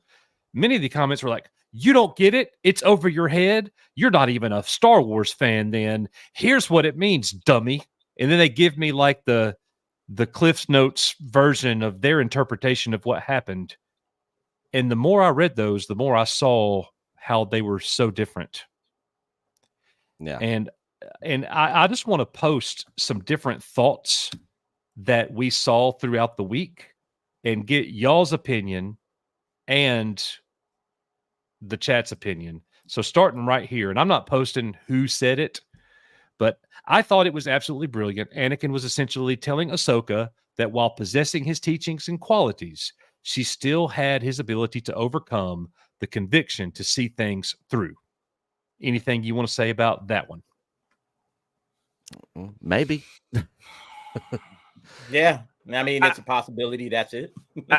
I mean, everything anybody says in anything that you're about to post can't be proven true or false because it's literally Dave Filoni literally left it open to interpretation.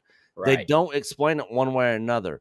So it's literally open. So every single thing could be right, could be wrong. We just don't know. And nobody out there in the world can prove it either way.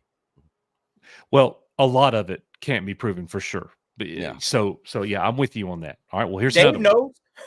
Dave knows. Right. Yeah. He just. I hope he does. Yeah, that's a good point too. He'd probably just give you that little grin and be like, "Well, I don't know. It's whatever. What do you think?" Yeah. Felt like Anakin took the role of the father. Felt like Anakin took the role of the father in this episode, and with that role, he completed Ahsoka's training. He's the chosen one. He's the balance between the two Mortis gods. If anyone should be able to do this and swap back and forth between polar opposites and manipulate the space between worlds to relive events, it should be the chosen one. To me, it was Anakin embracing what he was destined to become. So I'll chime in on this one first, guys. That's not what the chosen one is. The chosen one, according to George Lucas, the one who was to bring balance. I'm going to say this slowly because this is a point of contention for many fans. Disney Star Wars has changed what I'm about to say. Balance of the Force does not imply good and bad on equal terms or good and evil, 50-50. Balance of the Force, according to George Lucas, is that the good, the light, suppresses the bad.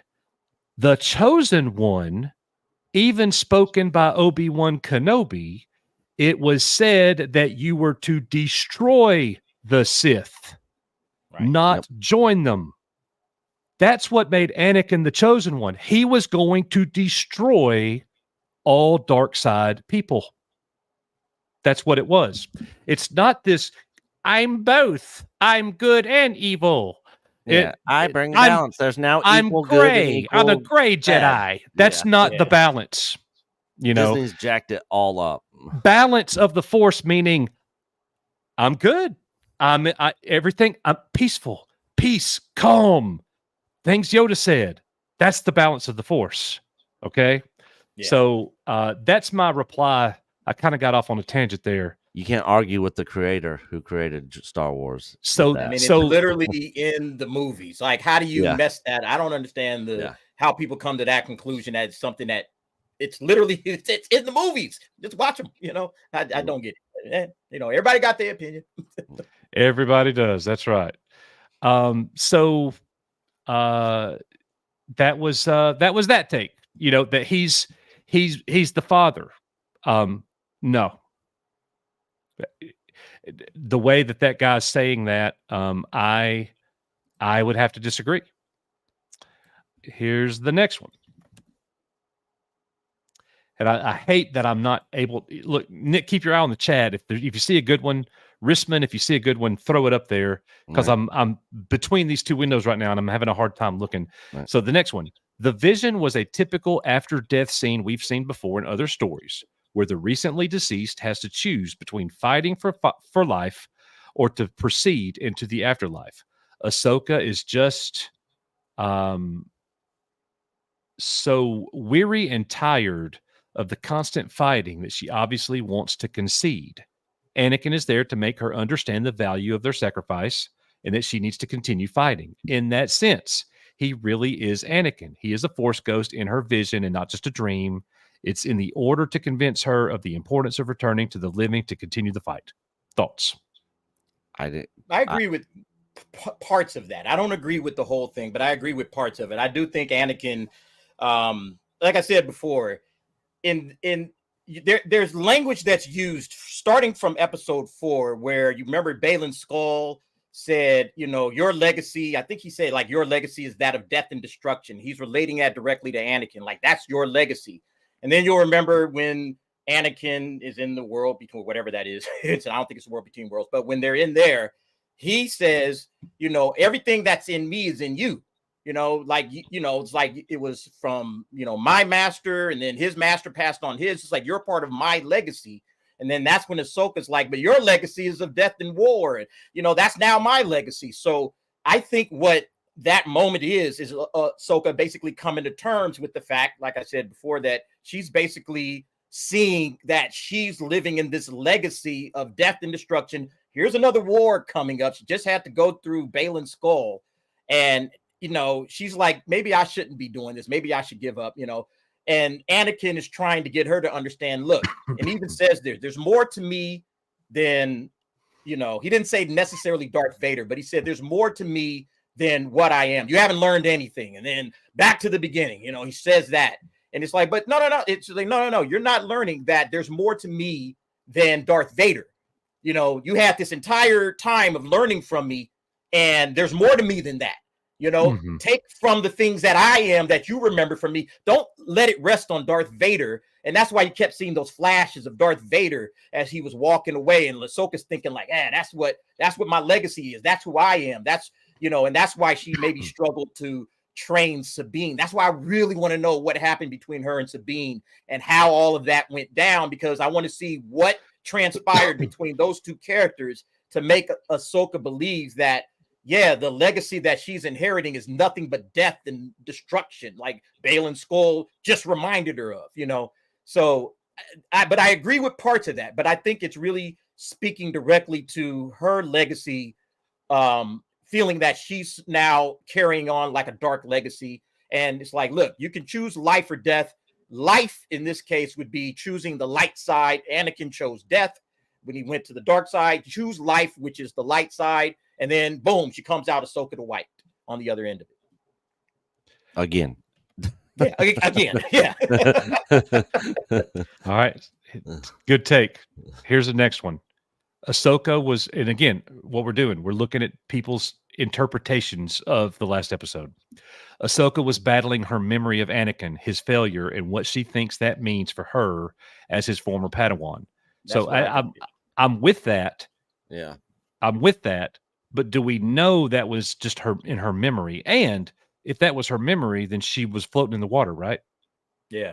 I don't. That's something that you have to reconcile. I don't know. It's clumsily written. Let's put it that way. Her species can breathe underwater. They just haven't told us yet. The meaning of the scene parallels Luke's cave scene. Thoughts?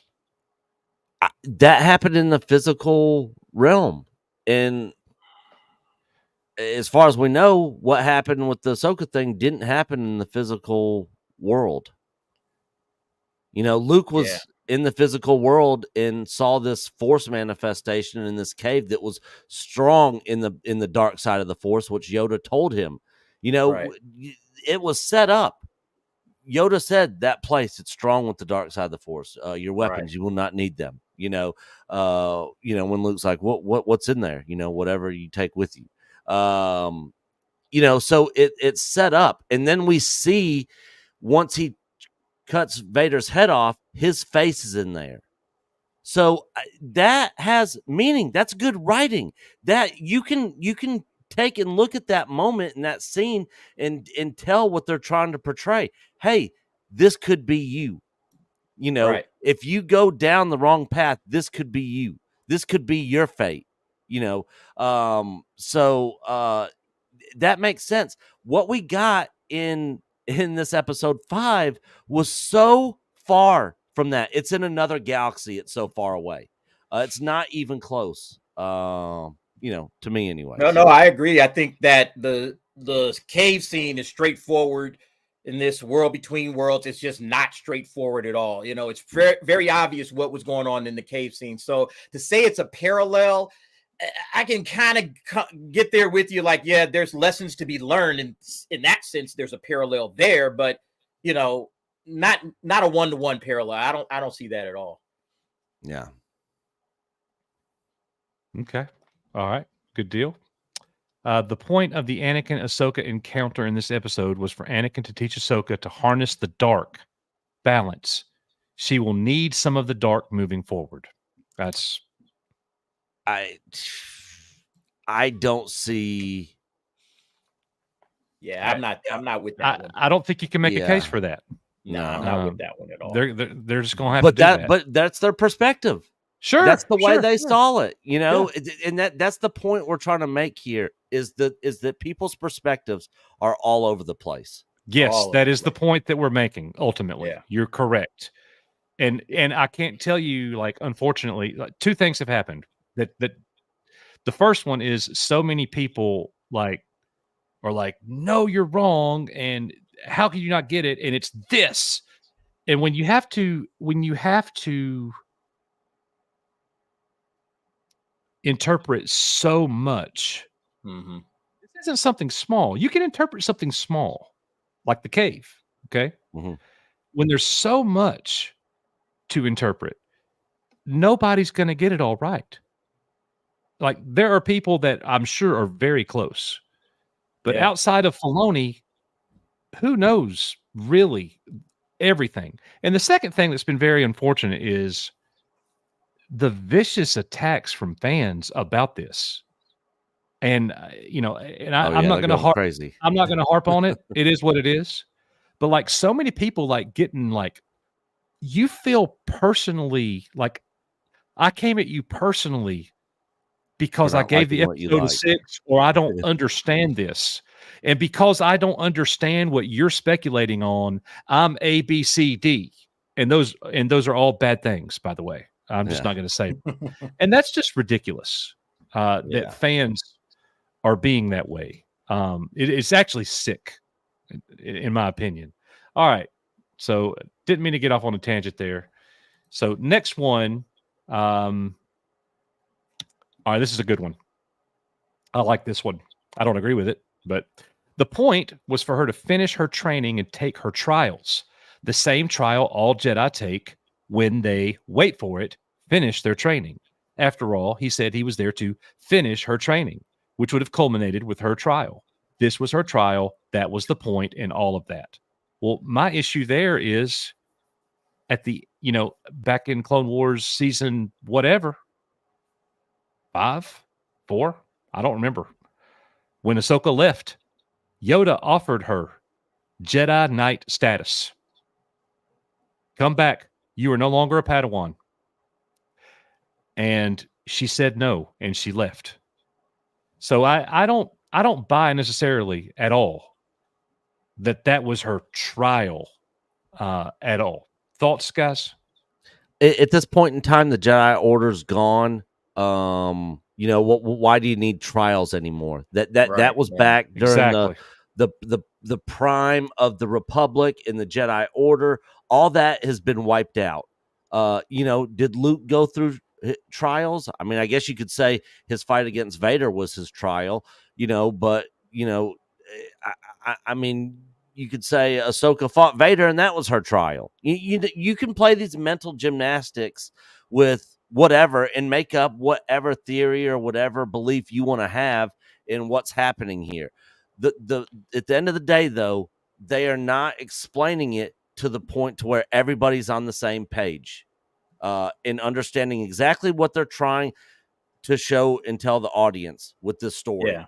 And there's always going to be different interpretations of any event, right? And anything that happens in Star Wars, you're going to have multiple interpretations of a situation, but certain things need to be like crystal clear, like this is what's happening, this is what this is about, especially a pivotal moment in Ahsoka's story. This is not Rebels. This is Ahsoka. The show is called Ahsoka. This is about Ahsoka. We need to understand exactly what's happening with Ahsoka, and we can't have multiple interpretations of this crucial event where she's meeting her old master, for the first time in however many years, and we still don't know exactly what this was about. Why did it happen? We have our interpretations. We can kind of look at the information and read, but we still don't know. And so that's the big problem that I have. It's like, again, Nick, we don't know exactly what happened, why it happened, and, everybody's interpreting it a bunch of different ways. And this is like a crucial point for this character's journey. And now she's on the other side of it and she's going to be a different character. And we're all sitting here like, well, what the hell just happened? Like what happened? What was this? Why did it happen? Was it a Force ghost? Was it a manifestation of the Force? Was it just a near-death experience? Was it all in her head? Why did Hera hear lightsabers too? I don't understand any of this stuff right now. That kind of stuff is just like blowing my mind. Yeah, and if they're supposed to be Force ghosts, why not make them look like every other Force ghost we've ever seen in Star Wars? That just doing that alone would cancel out any speculation here on whether the and here's why. Here's why. Because he wasn't a Force ghost. That's where I'm going. That's why I don't think it's a Force ghost. How many times have you ever seen a Force ghost fight with a lightsaber? Right. Yeah. I cannot interfere. Yeah. Yeah. You're right. All right. The purpose was that we're almost done with this part, guys. And we're going to be having pop-ins and members are going to come in and tell us how wrong we are. And I look forward to it. Or how right we are. Yeah, the purpose was that Ahsoka was tired of fighting. The legacy she's from has been a history of death and war, and she's sick of it. She didn't want to bring that legacy into Sabine's life after witnessing what's been done to hers and her master before her. Time out before I even finish this. I love their analysis. I really like what they're saying right here. Um, to me, that's not obvious on a first watch. It wasn't for me. But I like what they're saying. And they say Anakin was there to teach Ahsoka that she can't just stop fighting. The galaxy is changing, and as a Jedi, they must adapt, and not fighting isn't the answer to her problem. I guess my only response to that would be it's a shame that Anakin didn't show up for his own son when Luke started drinking green titty milk. You know, that's kind of unfortunate. But he showed up to save Ahsoka. What do you do? Yeah, I've always wondered, like, post Return of the Jedi, what is the relationship between Anakin and Luke? I would really have liked to see something in regards to that. You know, do they talk? Does Anakin impart any wisdom? You know, because he sees him as a Force ghost at the end of Return of the Jedi, so it's clearly that, you know, he can manifest himself to that. That would be kind of cool to see, you know, that relationship. Yeah. Yeah, I keep thinking of the quote from Lord of the Rings, The Two Towers, where Aragorn says, you know, open war is upon you, whether you'd risk it or not.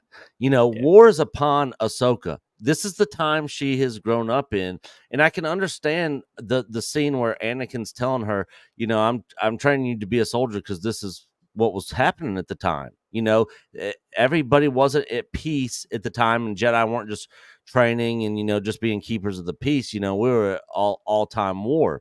And so you know, this is just the state of where Ahsoka's at. You know, she should be smart enough to just accept it for what it is. She might not have to like it, but I mean, it is what it is. She just gonna be like, I'm tired of this, and I'm just not gonna worry about this Thrawn thing because I'm tired of all the fighting.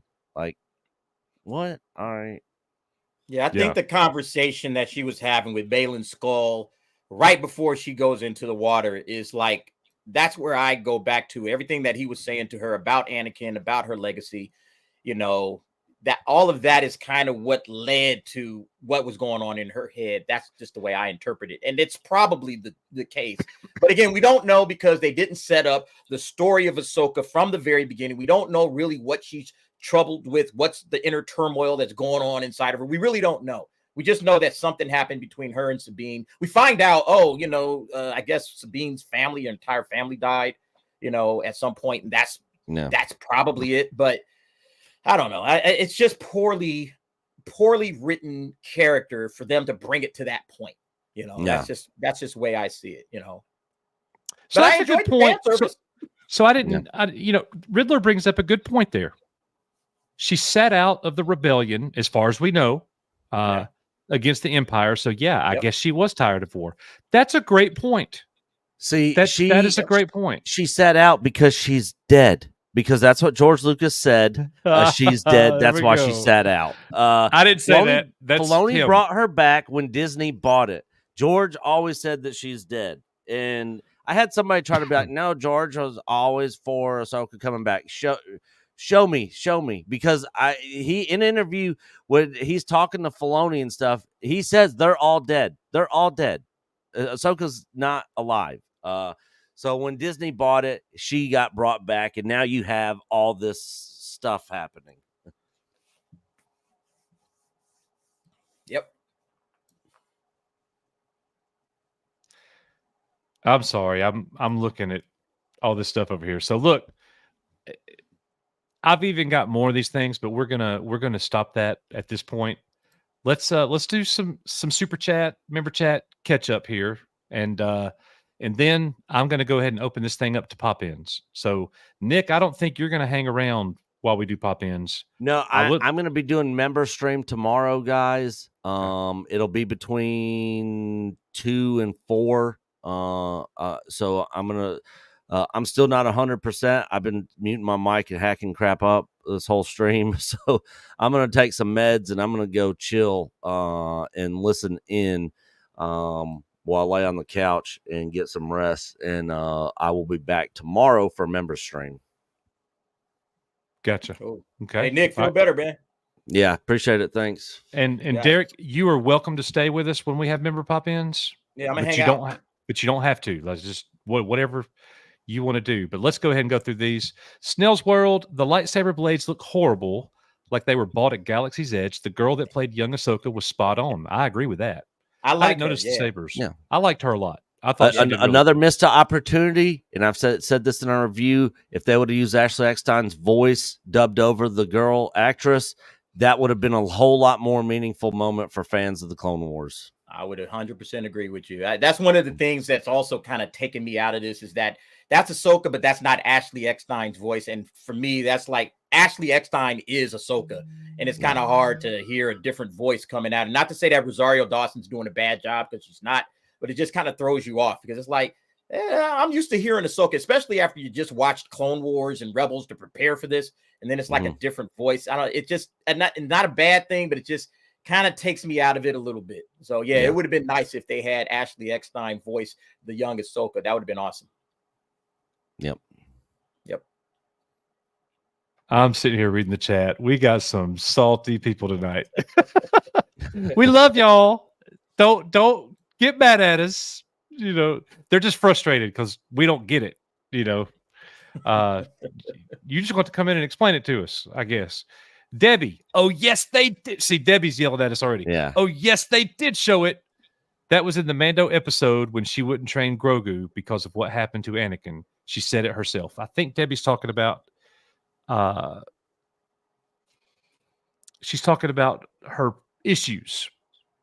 Yeah, issues. You know, because she knew how powerful Grogu was. Sabine is not a powerful Force user.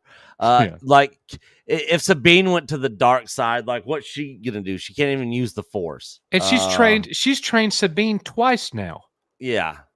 So if you can't say, well, Ahsoka needs redemption because she won't train anybody because she said no to Grogu. Well, if that's what you're saying, then how can you reconcile the fact that she's trained Sabine in 2 different times now? Yeah. And she was trying to train her again, you know. Now it's like it just doesn't add up. It doesn't. But thank you, Debbie, for your super chat. Jedi Master Lawrence, they need to have Luke and Ahsoka, Anakin Vader conversation, but because of episode 5, it would probably be rehashing her giving up on her guilt. Look, as much as many people are like, yes, that episode was a 10 out of 10. I'm feeling it all. For me, that's what it would have made it a 10 out of 10. If That we had would have been a lot better. Instead of happened that, in the physical world. Yeah, Ahsoka's there. She fell off the cliff or whatever. And then Anakin's Force Ghost pops up. Luke comes flying in, or not. I don't literally mean that. Like, but if they could write it in a story where the 3 of them are together having a conversation for the first time, it's not like they've talked 87 times before, and now we just have to, imagine. You know, we wanted that. Mhm. I wanted that as a fan to see it the first time. I would like that better. Harmonic Shredder with a $20 super chat. Thank you, Harmonic Shredder. All roads lead to Jake Skywalker. Sorry for the retinal scarring. Love the show, guys. That's funny. Unfortunately, yes, all roads lead to Jack Skywalker until they don't. You're absolutely right until they don't. And I don't think that's going to ever happen. So I'm with you, brother. I would love for it to be retconned, but yep. Oh, I'd be loving Never it. happened. Never happened. We would throw a party the day they retcon the sequel trilogy or give us an alternate. Absolutely, we're throwing a party. We'll go 24-hour stream. Yeah. Reggie Reg.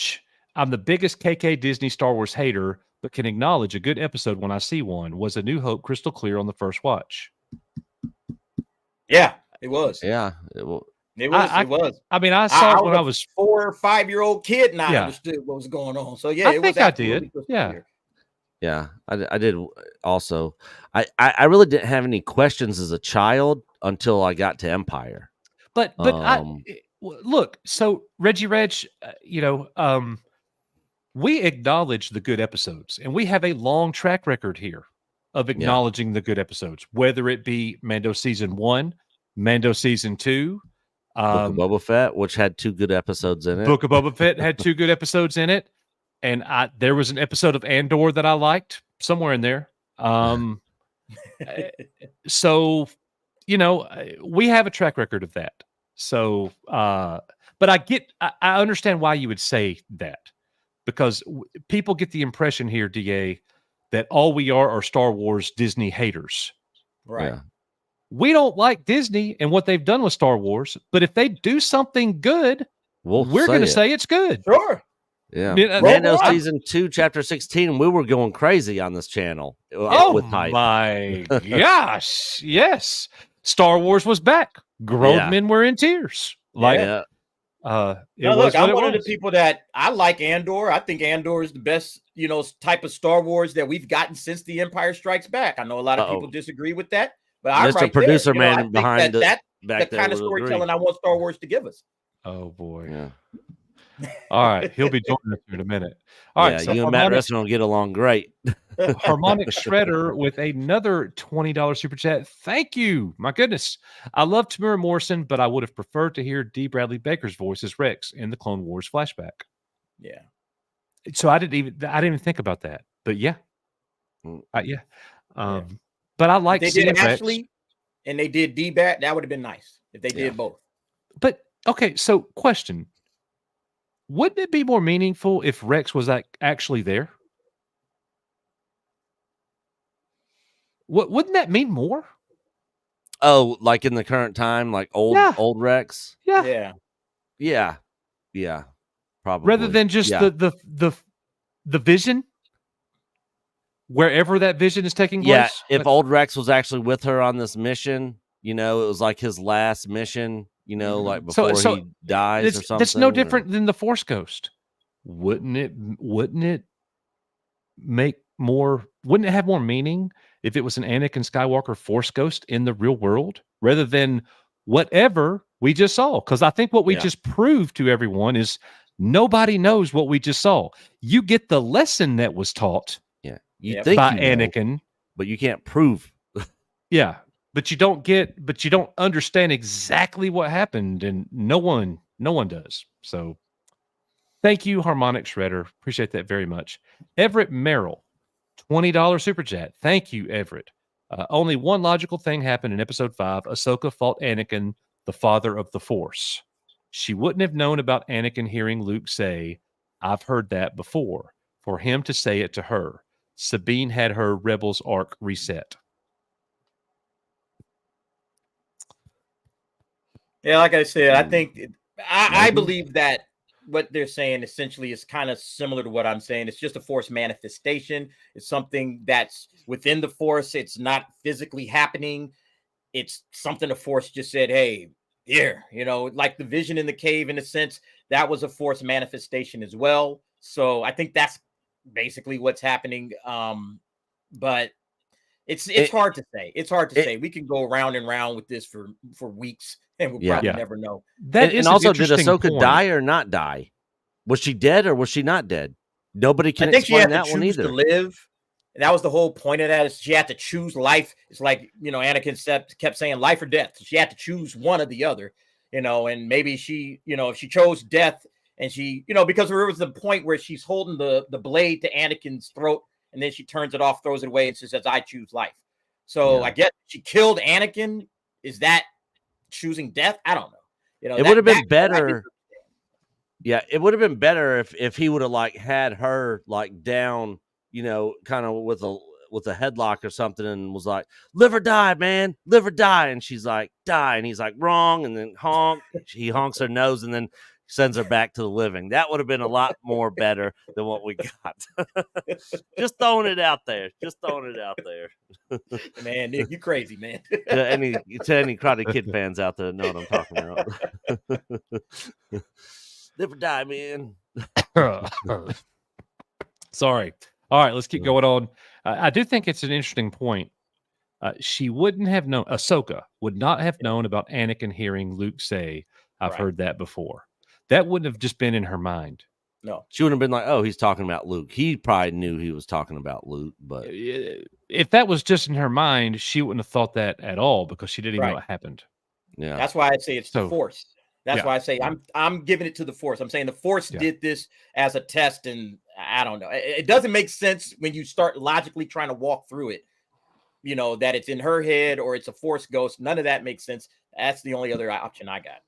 I'm with you 100%. All of that was Force manifestation. That's all that was. Right. And for whatever reason, the Force chose to save Ahsoka, but screw all the Jedi in Revenge of the Sith. Screw them. But we're going to save Ahsoka. Yeah. But thank you, Force, I guess. Everett, appreciate the $20 super chat. Ted's Nerd World sent in a $5 super chat that I missed earlier. Thank you, Matt, for giving that to us. Hail, Coach and Nick. Peace to our brother, Cardinal Sin, Gil Bavel. Love to everyone. Cardinal Sin. So, hail, Cardinal Sin. You are missed, my friend. Homebound Traveler with $10. Great stream and great guest. Keep up the good work, gents. Thank you so much, Homebound Traveler. We appreciate that very much. Everybody go sub to Derek Anderson, the DA. Great channel. Y'all already know. It's like he's been here for 4 years. Doesn't it feel that way? Yeah. Hey, look, I'm 16 away from 4,000. Okay, so if you guys got out there, you have I'm sure, brother, I'm sure you've passed it by now. I would appreciate it. I'm sure you've passed it. I just put the link in chat, guys. So if you guys have not, y'all can help me out, man. Derek over the DA. Yeah, I'm Derek, have you looked? Have you looked for an update? So if you guys did that, thank you. Let's get him over it right now. 3.98 thousand.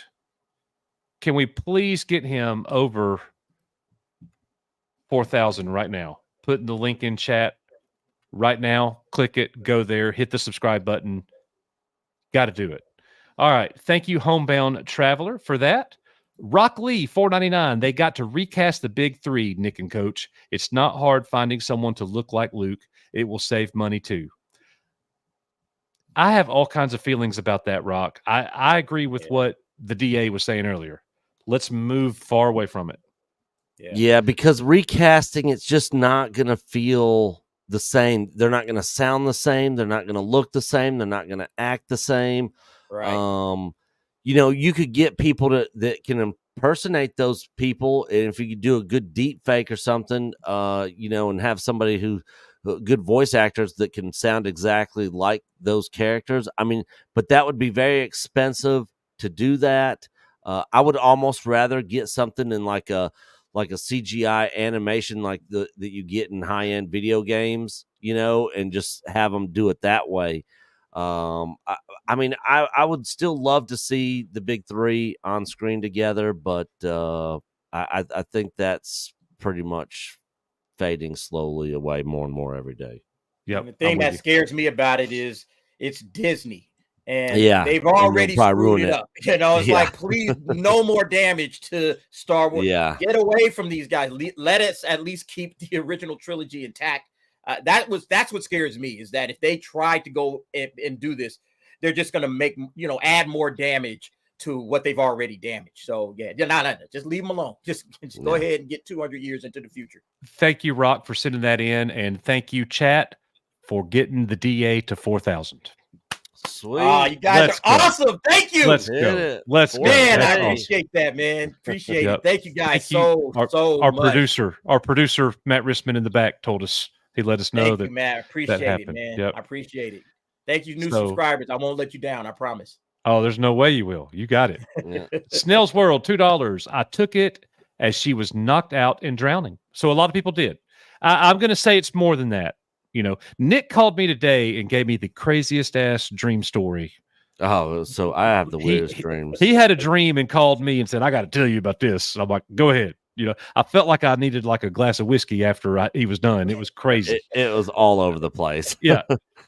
I'm with, I think the consensus here for the majority of us is that was the Force that we were seeing. And that's just how I'm going to rewatch it. And I'm just going to put that in my head. And I'm going to try to stop doing I have to solve every riddle and just say this is the Force happening, and it just is what it is. I'm going to watch it through that lens tomorrow night, so we'll see how that goes. And keep in mind that Star Wars is known for this quote unquote certain point of view storytelling since the very beginning. So any point of view you throw out there can probably be explained away if you try hard enough. And that's kind of one of the issues that I have when it comes to that. It's like, it's the ghost in the machine kind of just, we're going to just explain it through the Force. That's the Force. It's the Force. Yeah. And I would love for them to get to some concrete storytelling that makes sense all the way through, like George was doing. But even George, like I said, had it's from a certain point of view, Anakin killed Darth Vader. Well, wait a minute, like you got that or Darth Vader killed Anakin. Sorry. You got that kind of stuff going. So it's like, that gives these guys free license just to kind of do whatever it is they want to do. Yeah. Right. So, Khonshu? I don't know. Khonshu 66. I have accepted the Beskar plot armor, but Anakin and Ahsoka first appearance in live action needed the impact of Luke and Mando, Duel of the Fates, or Obi-Wan, Anakin, and Revenge of the Sith. This episode was a huge miss in the feels department. So I'll go, gentlemen, I'll go first here. That was my criticism for the 4th episode when Ahsoka was wherever she was at. It looked like the world between worlds.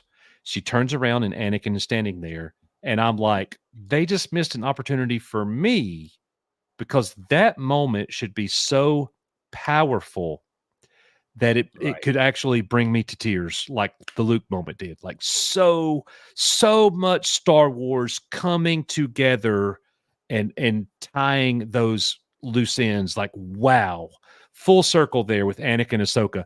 The moment Ahsoka sees Anakin and he says, Ahsoka, my son redeemed me. I came back at the end. I'm sorry. Or anything. Give us anything like that. We got none of that. And all I had was questions like, what am I watching? So yeah, I agree with this completely. That's how it was. It was sort of like the Luke Ahsoka moment in Book of Boba Fett. Another missed opportunity of them meeting for the first time, having that conversation, her learning about Vader's redemption, finding out that this is Anakin's son, Padme's son. She knew both of them, and that he has a twin sister, Leia. And so Anakin and Padme got 2 kids out there that she probably didn't know about. And seeing that conversation between them could have been huge, and had a lot of emotional weight to it. And they just chunked her in there and was like, family, I'm a friend of the family. I don't understand the decisions, man. I don't understand the decisions they make. It's just bizarre. Yeah. Yeah.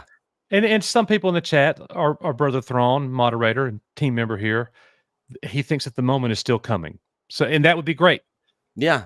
They could right a lot of wrongs for me if they do that. But the thing is, they already missed the moment. It's sort of like, trying to defuse the bomb after the bomb's already gone off. We've already seen them together. Yeah, we've already seen them together. Yeah. It's not going to be as meaningful. We might still get that moment, but it's not going to have, if we saw Luke just like walking around and then we saw him show up at the end of Mando and clean house, it wouldn't have been as big of a moment, Yeah, if he didn't show up wrecking. Yeah. And that's the first time we saw him, and we just saw him like walking around talking and tons of other episodes. It's just like, oh, here comes Luke finally. If that lightsaber didn't come on and he go ham, it just it wouldn't be what they don't understand. Like it's like putting Han, Luke, and Leia back in another film. After 30 years or whatever it was, or 40 years. Putting them back in the film for the first time and having the 3 of them go on an adventure. And it's like they didn't understand how important that would have been. It's like they don't see this stuff. They don't understand. Like, these are huge moments. You had an opportunity to do it and you dropped the ball. That's Star Wars or Disney Star Wars for you. Yeah, you're exactly right. Yeah. So we are going to be doing pop-ins here in just a moment. Jedi Masters and Grandmasters. The link will be in the community chat in the next couple of minutes. John Kokoza sends in a $10 super chat. He says $10 for the sun bet. I hit him in the chat. He said that he thought Anakin was the son, and I said, "I'll bet you $10 he's not. He's not. He's not the son." So John sends I thought he was supposed to be the father. No. When Oh.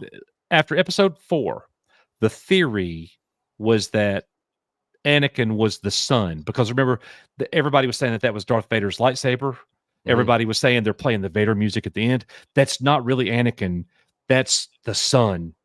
That's a dark force being, the son in the Mortis arc. And I was like, why would he be training Ahsoka then and giving her a lesson? The training hadn't happened yet, bro. Oh, okay, gotcha. Okay. Yeah. On the heels of episode 4, like on that, correct, on that cliffhanger. Yeah.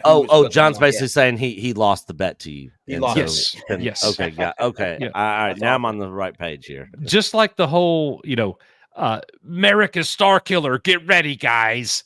Yeah. If you believe that, I've got some oceanfront property in Arizona for you. Yeah. All right. I knew that Marok guy was going to be a nobody.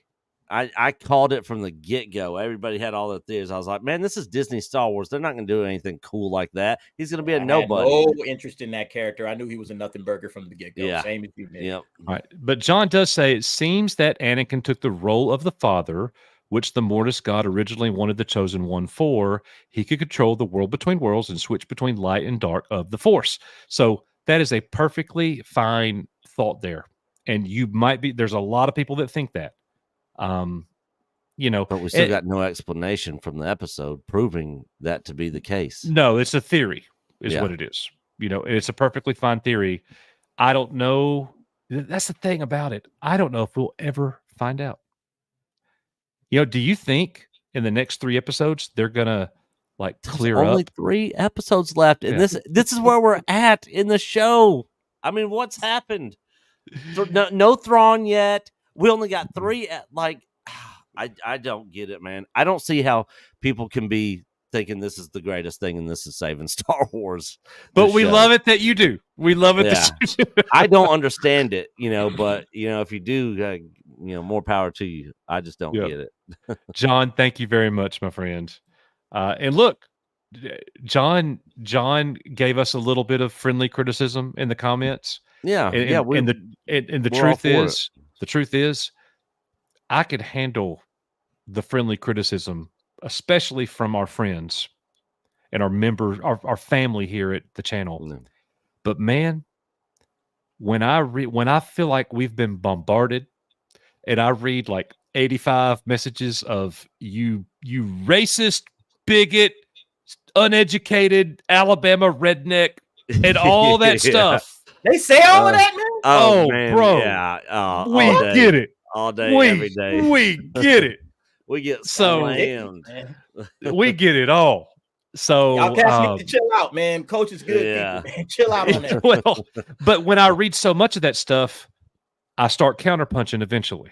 Yeah. And that's when, I get a little out of, normally I'm like, Mr. Rogers. Eventually the gloves come off and I get spicy back. And I can tell, and I always feel bad. Like the next day, I'm like, why'd I do that? No more comments from me. I'm not doing any more comments. But thank you, John.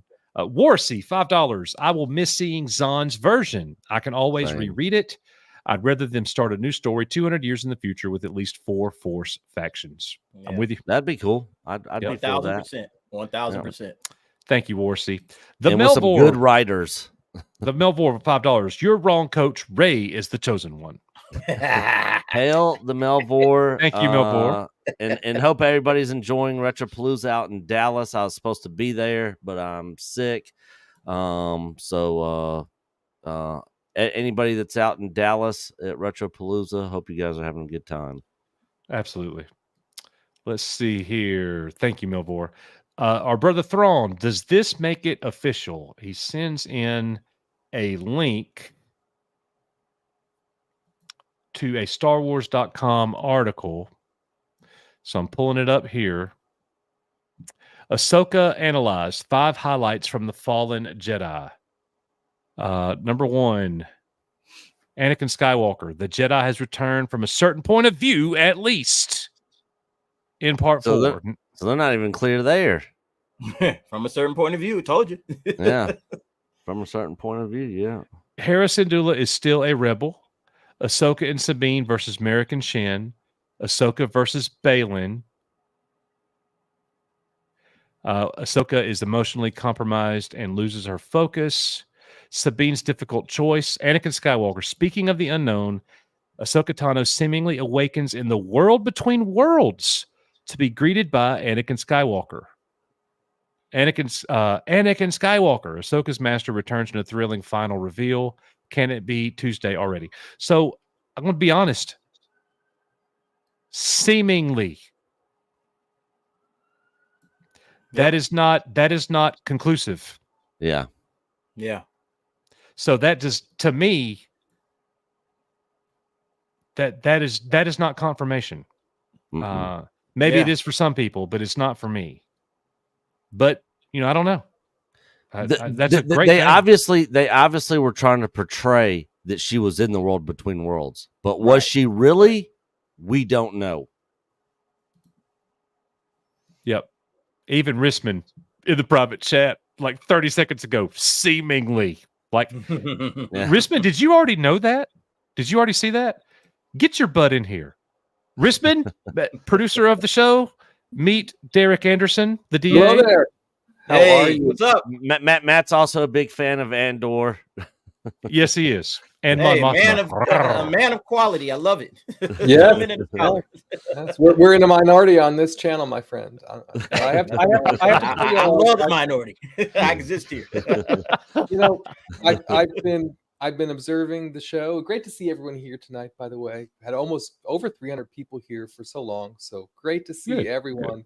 But I have to say, honestly, for me, I really also feel like they missed the boat on this Ahsoka and Anakin business.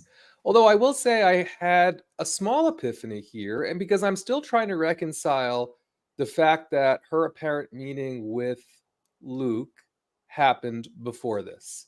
So is it possible that when she met Luke, Luke told her that he refused to battle Darth Vader?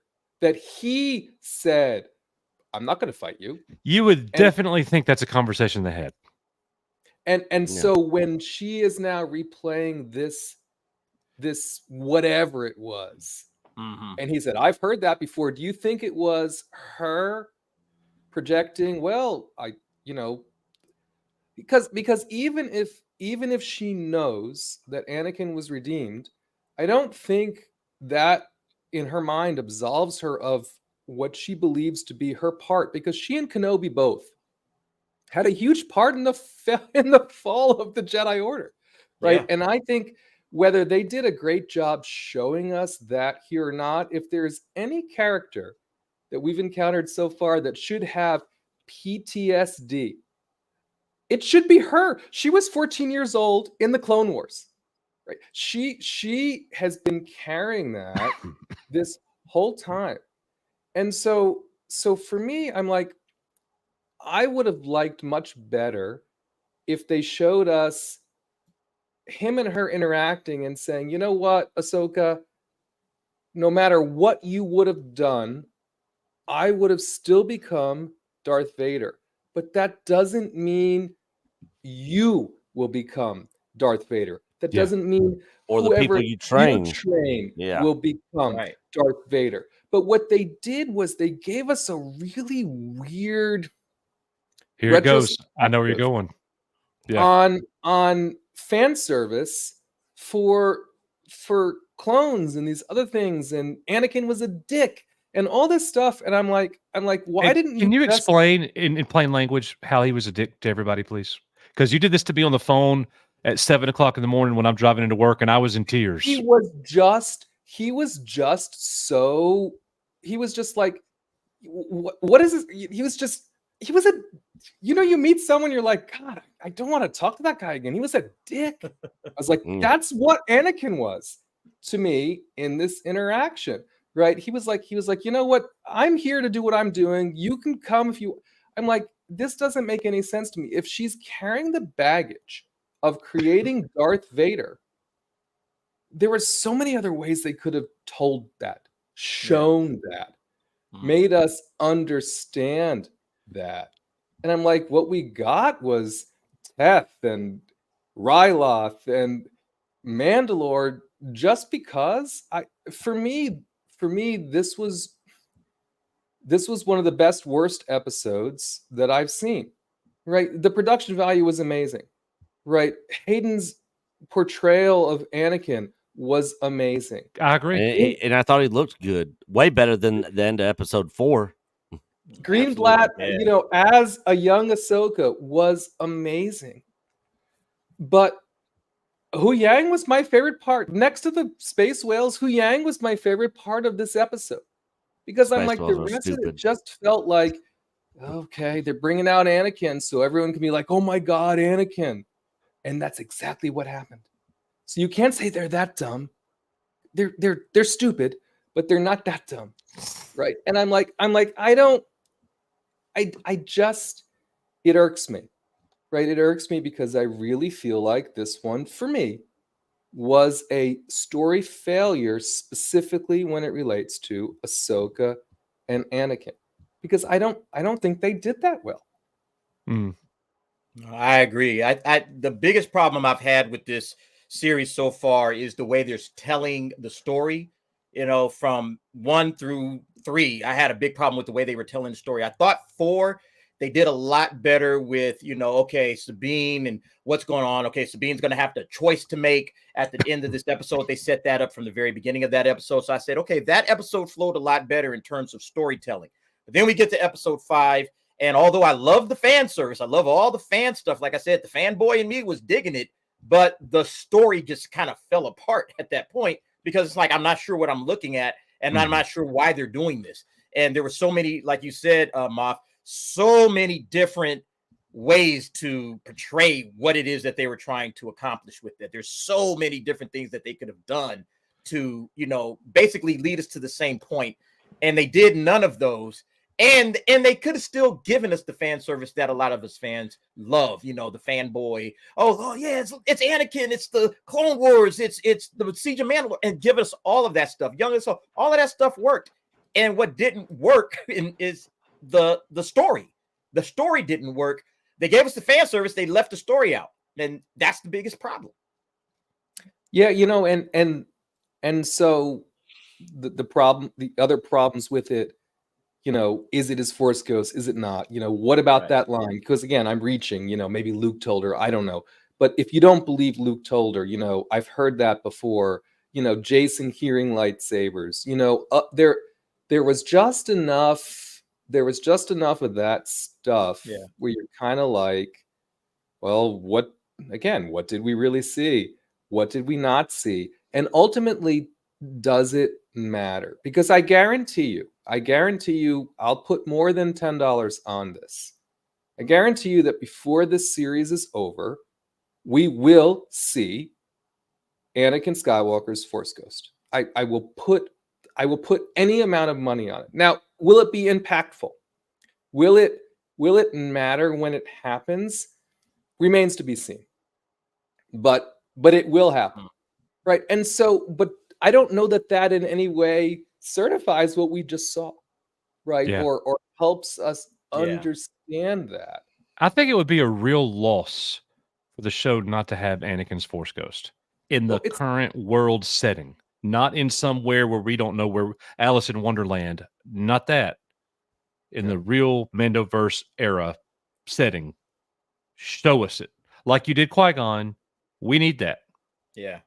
Well, we know he made it, right? Not only do we know he made it because of Return of the Jedi specialized redo, but there was just this, another point of view where there was a whole story about what happened to Anakin post Return of the Jedi and how he ascended to become a Force Ghost, including his conversation with Kenobi and some of the other stuff that we also feel like is hugely unresolved. They have just resolved that again in paper, in book. So okay, whether sometimes we say it's only on screen, it's in the canon, it's not okay, but they just did it like literally days ago when the book released. right? So this is very much on their mind. So we know he made it, right? We know he made it in some form. Maybe I was joking earlier with Coach. It's like sometimes you feel like a Sith, sometimes you don't. Right? Maybe that's a part of Anakin's perpetuation. I don't know. I'm with you. Time will tell. Time will tell. Yep. Thank you, Matt. Stay here with us because we're going to be moving to pop-ins here in just a second. And let's hit these things. Jonathan 499, did Ahsoka know Luke blew up the Death Star during the Battle of Yavin? Was she aware of any of the events during the original trilogy? Confusing. We don't know that. And I've read E.K. Johnston's Ahsoka novel, and we don't get those answers. So don't know. But when she met, what do you? This is so interesting, right? She's met Luke. Yes, she's met Luke at least once since all that have happened. What if you had met Luke for the first time, right? What would that be like? Right? The conversation there would just be so interesting just to hear. You know. Well, so check out this. What did she say to Din Djarin when Din showed up and was concerned about Grogu? Her words were, "There's nowhere in the galaxy where Grogu will be safer than here with Master Luke." How the freak does she know that? Got to know something. Yeah. Got to know something. I mean, at the very least, she should know. Yeah. The Death Stars. You know? I mean, what she basically just said was, he's better than me. Yeah. You know. So, Jonathan, thank you, man. That's a great point there. Great thoughts. KK's dried up Sarlacc pit. Ooh. I love Mark of a good show is wanting to buy merch. I haven't had the urge since Mando. That's why Disney is losing. Question: did Ahsoka have Annie's metachlorians in her? Oh no. Keep going. We didn't get that answer I don't either. even want to know where that's going. Thank you, KK's dried up muff crumbs or whatever. Thank you. Muff crumbs. Just Nova 1138. Disney Star Wars only makes sense if the prequels and OT don't exist. This show is a prime example of exploiting emotional scenes. No story consistency. Hail. I agree. Thank you, Just Nova. Yep. I'm with you. It's got to be better. I'm with you. Reggie EG, what is up? Or Reggie Reg, sorry. Good to see you again, Reggie Reg. Thank you for another super chat. Come on, guys. You're nitpicking. I don't know who the crap D. Bradley Baker is or Ashley, whoever is. Is it possible the answers to your questions are upcoming? So, Reggie Reg, that's perfectly fine. D. Bradley Baker was the voice actor for all of the clones in the Clone Wars. And Ashley Eckstein is Ahsoka. Yep. Like she's voiced all of the animated Ahsoka, and they are huge in Star Wars fandom. So that's all we were saying. It would have been nice to have their voices. That's all. And I wouldn't really call that a nitpick. You know, I mean, they were doing fan service anyways. Why not go all out on it by letting those people's voice actors do the voices for those characters? I just can't tell you how emotional I might have been to see that young actress who did great as young Ahsoka, Ariana Greenblatt. And if I'd seen her, she even had Ahsoka's like bad posture. How young Ahsoka didn't stand straight up. She stood like me, slouched a bit. And, you know, to hear Ashley Eckstein's voice, that'd have been awesome. Yeah, that'd have been awesome. But thank you, Reggie Reg. Everett Merrill with another $20 super chat. The reason the Force saved her is because the daughter revived Ahsoka in the Mortis arc and the first time she died. I'm just following the pathing of her story arc. I don't like it, but it's what we have to understand it. It's perfectly acceptable. But Dave Filoni said you don't have to watch any of that stuff to understand what's happening in this show. And if it's this whole Mortis arc thing, then you obviously have to watch that stuff. And he's full of crap. Yeah, I don't know. Because I So don't a know. lot of- I didn't watch that part of Clone Wars, so I don't know anything about this Mortis anything. So A lot of people think that she's the daughter. Nick, you need to go watch those because they are. For cast Ahsoka You haven't aside, watched the Clone Wars, Nick? I watched all of season 1, a little over halfway through season 2, and only the good episodes in season 7. So the last half of 7. the last half of season 2, 3, 4, 5, 6. I haven't. I've probably seen a few episodes of those seasons here and there, but I have not watched all of He them. couldn't say get past the early Jar Jar Binks episodes and stuff. Yeah, like Yeah. I was the same way. I was like Clone Wars or whatever. I just powered There's through just it. By too the time many. you get to actually when you get to the end of season 2, it So picks good. up and it takes Yeah. off after It that. sure It's does. phenomenal after that. Yeah. I would highly recommend if you haven't watched that just to sit down. And I think I binged like the first time I watched the Clone Wars. Actually, I was watching some of, like I said, I was watching it from the very beginning when it first dropped, and then I kind of lost track, and then I came back to it, and then I just kind of binged it off of Netflix for like, oh man, I whipped through it in like 2 days, you know. 'Cause Oh, I just wow. couldn't let it go. I was like, man, Man. this is amazing A stuff. Clone Wars basically, episode will be over like that. Like Yeah, so you'll get fast. through it, man. Just So basically, I stopped watching right before it was You did. really getting ready to take off and get good. Yeah, Sort just- of like sort of similar to how Coach stopped watching DS9 right before it. Oh, was here we really go. starting to Thank pick up Yeah, and Thank get you, good. Everett Merrill, for sending that in. We appreciate that. shots I don't fired. know why my partner always has to bring that crap up. Donald J. Skywalker, $2. Nick, Anakin, in your dream, did you wake up in white? Yikes. Nick the No. White. No, Coach was in my dream, and I woke up in black. That's crazy. Thank you, Donald J. Skywalker. CS, $10. Just a simple question or two. Where is Han, Luke, and Leia during all of these events in Ahsoka? So Leia is, we know, is at least running some distraction for Hera. She's in the Senate. And she's Yeah. in the Senate. She's in the Senate.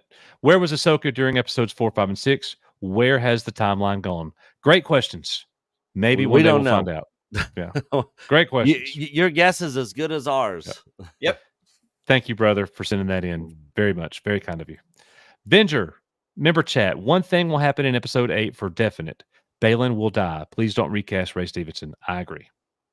Yeah, he's been the shining light in this show. Man, for me. has he's been, so man. good. His- He's so his good. I love acting- his acting, man. He is Yeah. awesome. Yeah. He is. It's Do we been on point. Are we? Y'all are sure he's gonna die? I mean, they can No. keep him alive, but I don't think they're going to recast him. They'll have him die off screen, and you know, Yeah. the next. I don't think they're going to recast him. I just don't think they're going to do that. That's my opinion. You know, Thank you, Venger. Let's see here. Scott Edwards, $1.99. You think Ahsoka will end on a cliffhanger? Probably. Probably so. But here's the thing, Scott. I think there's even a better question for that. Do we think there will be a second season? do you think they There jump might right not to the even be- movie? Yeah, it might go straight to the movie. Yeah.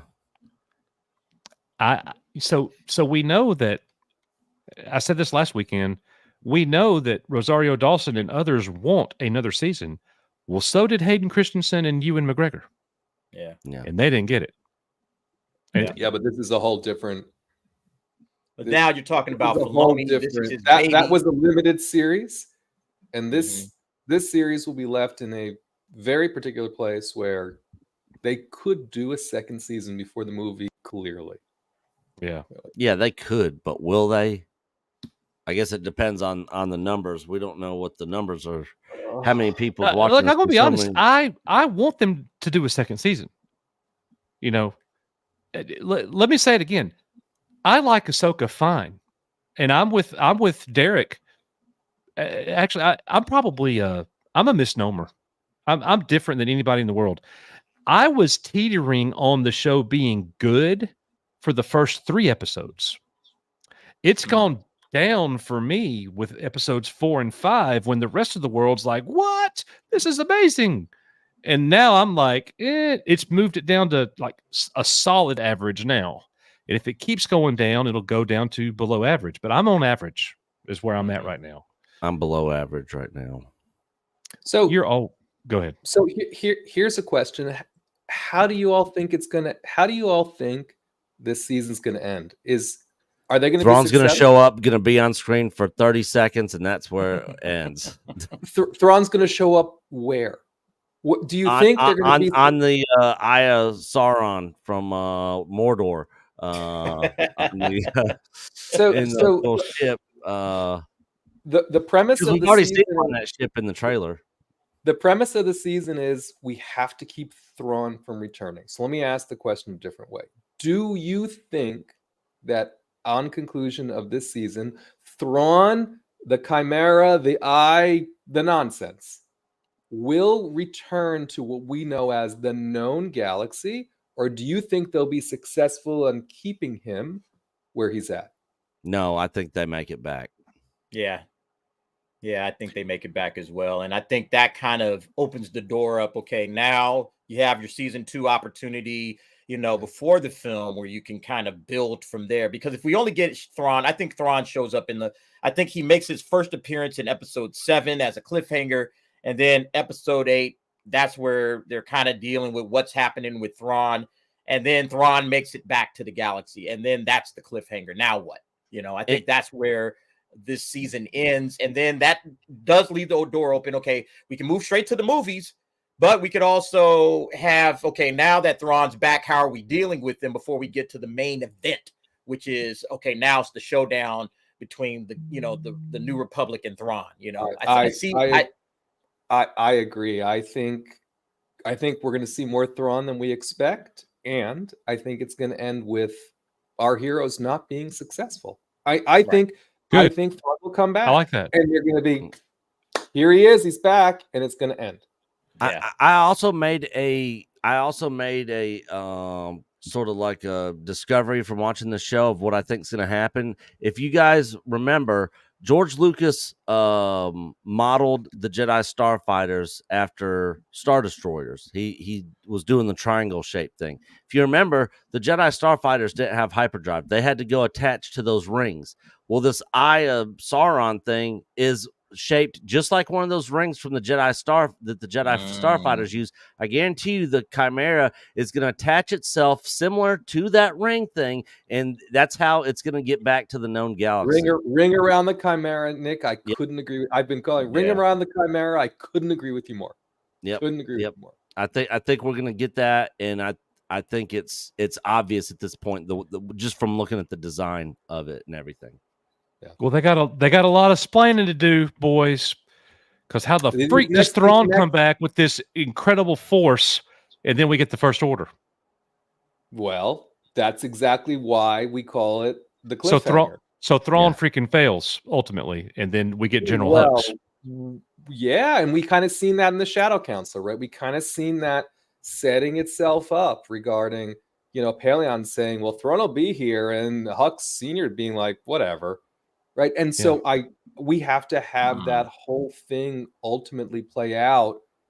And then we know Hux ends up being right for one reason or another. We don't know what exactly happens to make him right. And I would posit it isn't necessarily perhaps the New Republic forces that defeat Thrawn, but we know Thrawn is defeated ultimately before the First Order rises. So Well, Scott Edwards, along the same lines, I guess my question is, do you think Ahsoka series will feel like a complete story on its own, or just a big setting up for the film? That's my fear, he says. I think it'll be a little bit of both. Yeah. It's gonna have to set up some of the movie. There's no doubt about that. With Filoni, But if it's movie. Setting up the film is basically the continuation of the series then. Which would be good. Which is good, but where do you end the series? If you're setting up something for the film, where does the series end? Like, let's say they do 2 seasons or 3 seasons. How far do you take it into the events of the film if that's their intention? Where does now, because eventually you're saying, now that you've seen these, 2 or 3 seasons, now go watch the movie to get the conclusion of all of this. I think that's what Star Wars and Lucasfilm is setting up. So I don't think it's going to be a complete story. Because I don't think it can be if you have a film coming afterwards. I think that the series is going to end at a point, and now Thrawn is still a threat, You know, the whole point of this entire thing is to bring Thrawn back. So if Thrawn is a threat, if Thrawn's back and they don't beat Thrawn by the end of the series, then it's not a complete story. Mhm. So a couple of things. Is Thrawn a threat? We know they don't want him coming. They believe they don't want him coming back, but is he a threat? Number one, and just What if he because sides Thrawn with them against a bigger enemy? Just because Thrawn comes back, do we think all our heroes come back too? Right, there are still some interesting things that can happen in a story where I think, again, like we were talking about, they say things like all filler, no killer. All killer, no filler, and they say a lot of things like you don't have to watch Rebels and all these things, right? And one of the things they've also said is Thrawn's the big villain, right? You got to watch out for him. We'll see. I like it. All right, keep rolling. Thank you, Scott. Aurora uplinks Star Wars idea. Thrawn takes Ezra on and convinces him over time to become a Jedi in service to Thrawn, acting as his navigator and helping bring the Chimera on a journey as they fight a crueler empire. Cool. Write it up. Send it in. Yeah. I like it. Wait, what Thank does it say? Thank you, Aurora. We have the CS. In my opinion, the Ahsoka show is like a live-action cartoon. And my goodness, another $10 super chat. Thank you, CS. It's not worthy of live action. Fact, prediction. The Filoni movie will never be made. It's not financially viable. You could say that for everything Disney's wanting to do. Yeah. I think it's probably the most likely one that'll get made. Of the three. Of the three, personally. Because... How many of the six? I mean, you got Taika Waititi, you got Sean Levy, you've got Lando. Yeah. No, we got six again, right? Yeah, it's it's a joke. Who knows? But I think it's probably the most likely one, just because it's the whole culmination of the whole Mandoverse that includes the Ahsoka show and all that. So right. Yep. Let's see. Thank you, CS, for sending that in. We greatly appreciate it, man. Scott Edwards with another super chat, $4.99. It might end up on a semi-hopeful note too, even if Thrawn returns, if they're successful in bringing Ezra back, and with warning the New Republic. It could. That might be how it ends. Yep, that's a good prediction. And Scott Edwards with another super chat. Goodness gracious. $1.99. Mandoverse ends with knowing about Rey as a New Hope. I hope not. Yeah. They find out she's really the chosen one. Yep. I hope not. So, look. Or Palpatine's kids. Palpatine's kids will come into it, and... Listen, I hope they don't go to Peridia, the new galaxy, and every planet looks like Tatooine. Please, if they go to any planets, then please don't make them sad. Make it look like something that we've not ever seen before. Something we've never seen. Yeah. All right. So, real quick, the link for Grandmasters and Jedi Masters has been posted in the community tab. Here's what we're going to do. It has to be Ahsoka. So please stay on topic. We're only talking Ahsoka right now. And if you could come in and try to keep it, because we just went 2.5 hours. We had planned on an hour. So we always plan on an hour. That's what happens when we have good company. Okay. Yeah. So if we could keep our comments to 3 minutes or less, I'm going to have to politely ask you, or to stop you at the 3-minute mark, just so we can make sure everybody gets their time. Okay. I have to teach children's church in the morning. Okay. So please be with me on that. Before Nick heads out, I want to tell everybody, thank you for those of you who have raised or donated to Nick's new computer fund so we could get him back on camera and get him editing and making videos again and all that kind of stuff. We have raised right at $1,500. We've raised $1,500. Yep. There is a link here. we've got more. It says 850, but it's really 1500. Yeah. Yeah. So we've got the link there. Nick, if you can post the link in chat, that would be great. But there's a cooler way that you could help Nick if you would be willing to do it. Our Patreon is $5. 100% of our Patreon proceeds will go to Nick's computer fund. Yes. So until he pays it off. So you're and speaking of, I'm gonna be uploading One Piece over there, doing reactions with that in between the Ahsoka series. I've been hearing good stuff on One Piece on Netflix. Well, I might be down to watch that too, because I've heard nothing but great stuff. Yeah. Oh, it's phenomenal. Definitely check it out. It's great. Yeah. No, I don't know anything about anime, but everyone keeps saying it's a good pirate thing. Watch it. So I was like, okay, I have to watch it. You guys won't be disappointed. Awesome. So with that being said, go join us on Patreon and help us get Nick's new computer. It is now time for pop-ins. Nick, anything you want to say before you head out? Just thank you again for everybody's support. Everybody that's been acting like adults about the Ahsoka stuff and our review on it. We always appreciate that. Amen. Thank you everybody who has helped donate to my new computer fund, because honestly, YouTube does not pay enough money, and I just don't have the funds to get a new computer. I spent like $1,500 on the one I got now, and I've had nothing but problems with it.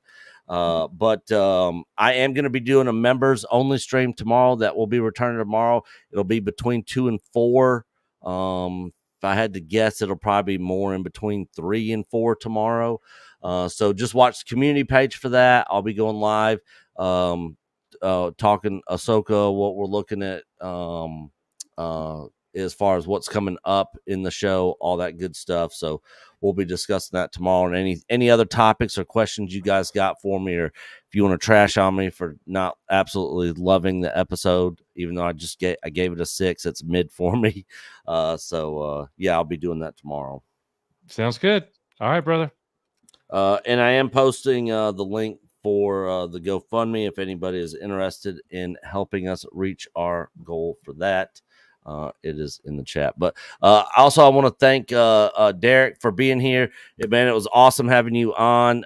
Definitely would love to have you back again.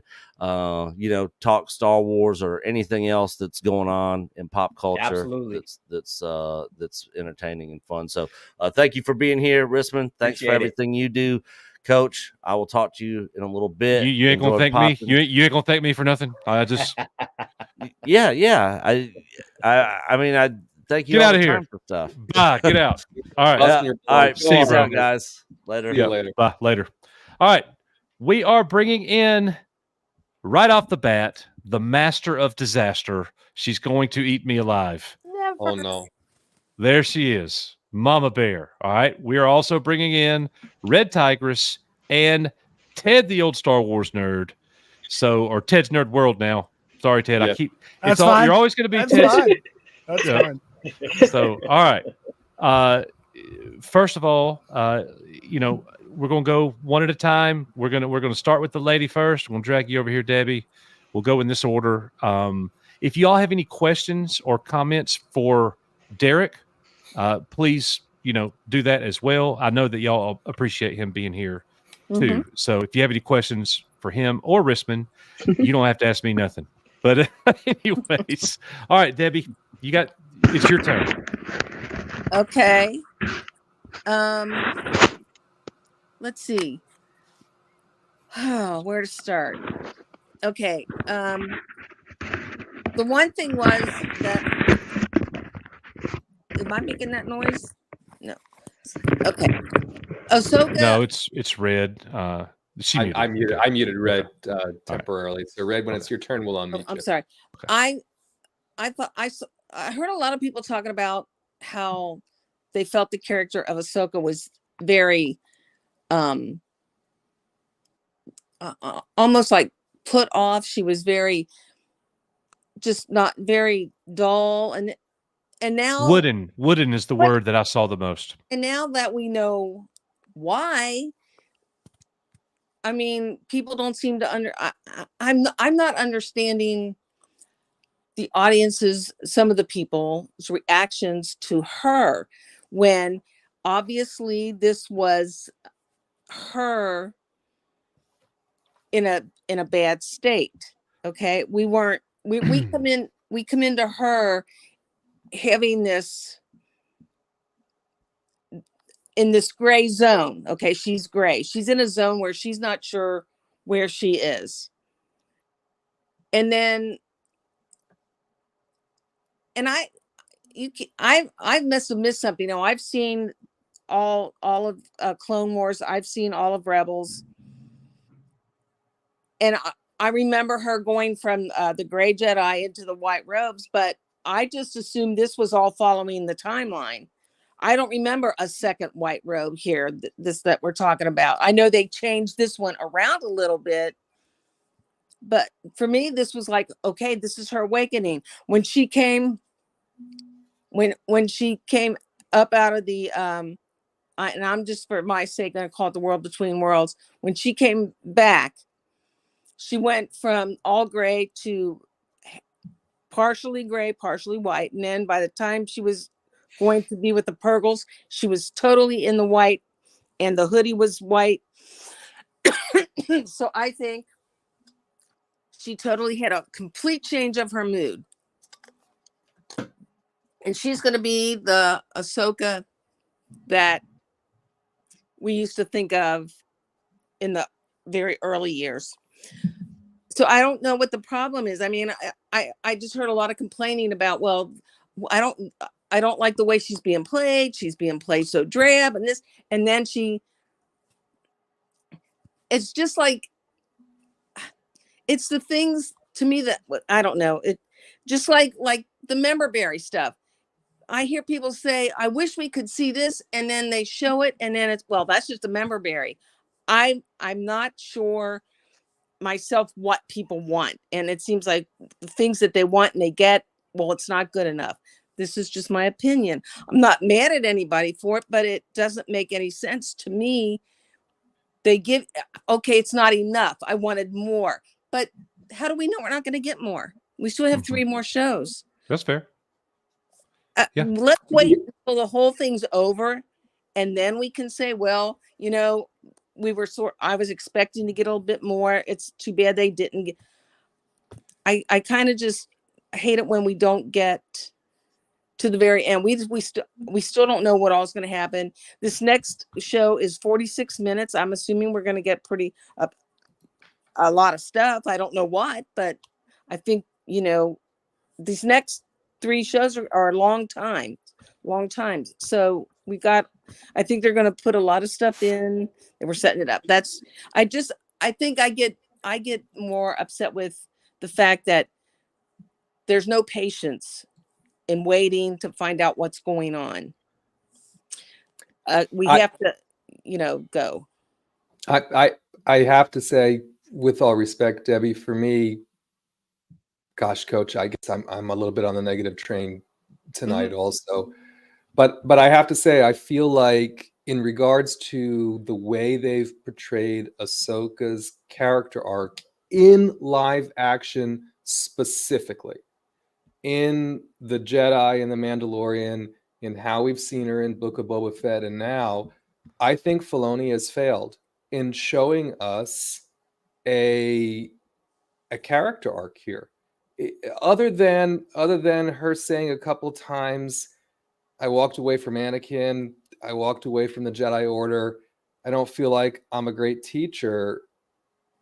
For me, I don't think he's done a great job on really showing her progression and getting her to the white. And even for those of us who have seen the entirety of the Clone Wars and Rebels, the last time we saw in Rebels, if you put the epilogue to the side, when she is in the white, which is supposed to have been after everything happened, right? What we saw her at the end was she was jazzed up in forming the rebellion.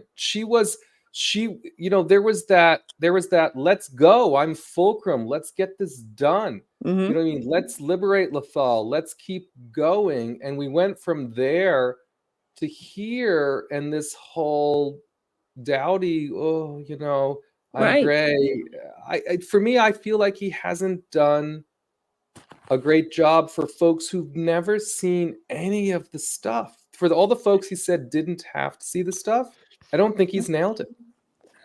So But I see where Debbie's coming from, and you too, Risman. I think Debbie is looking at it like after she came out of this thing with Anakin at the end of the last episode, she was actually smiling. Mhm. And you got a totally different personality. Yep. So looking back, I can see the difference in her personality. When I watched episodes 1 through 4, I never said her personality was wooden like Debbie's talking about. Nick said it many times, and everybody was saying it on the internet. Everybody, she's just, there's no personality. Like, what's going on? I heard it. To me, I just kind of thought, well, she's back to being a Jedi, and Jedis are taught to not have emotion and to be stoic. So I just thought that's what we're getting, and I was okay with it. But I see what Debbie's saying now that we have a total. So if she continues to be that in the next episode, if we get a more emotional Ahsoka, a freer Ahsoka, then that part will make better sense to me. And the thing with training, I mean, that's why she didn't want to train Grogu. She saw what the training, she said she saw what the training did to the best of them. And I think with Sabine, she just tried for a short time. She knew it wasn't going to work and she didn't try any harder. So she's trying again because she was being encouraged by Hera to try again and Yutang. And I don't, and I think she wants to do it. And now she's going to have a better reason to do it. And more the patience. And I just want to put this off, and this is sticking with the thing. I hear everybody saying, dead or alive? Was she dead? Was she alive? I can only go by actually knowing what it's like to wonder the same thing, having been an emergency room nurse for 46 years and actually working with people. Are they dead or are they alive? When you get a person that comes in a cardiac arrest or some sort of form of being in a code situation, and you're told, oh, no heartbeat, this or that, they are dead. But I was always taught they're not dead until they're cold and dead. And you would work on somebody for a long time and think there's no way this person is alive. And yet they come back and they are aware of what went on in the past and what is going on now. So I can only associate her as not being in a state of death. I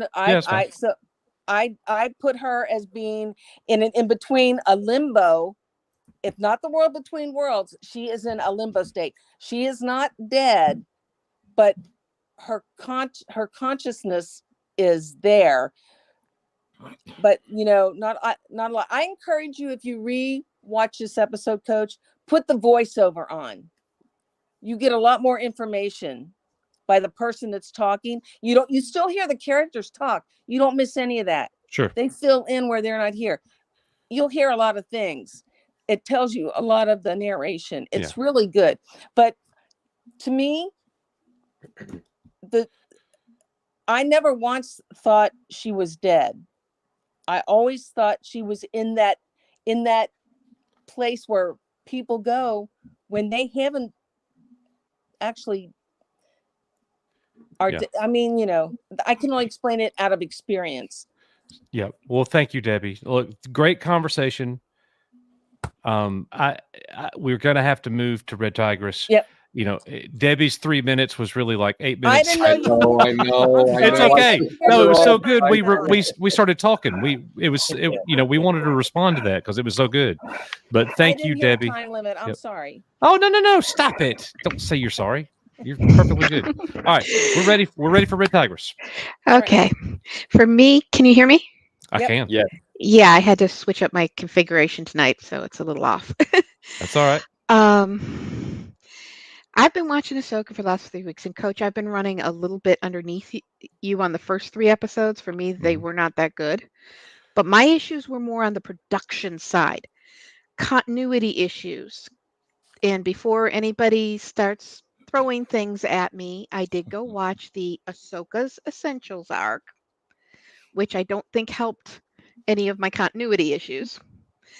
And as they needed a continuity master, they needed a sword master who knows how to choreograph a sword scene, especially when what's her name, the white-eyed girl, decided she was going to stab Sabine. That move Shit. was as bad as the spinning shot in Boba Fett.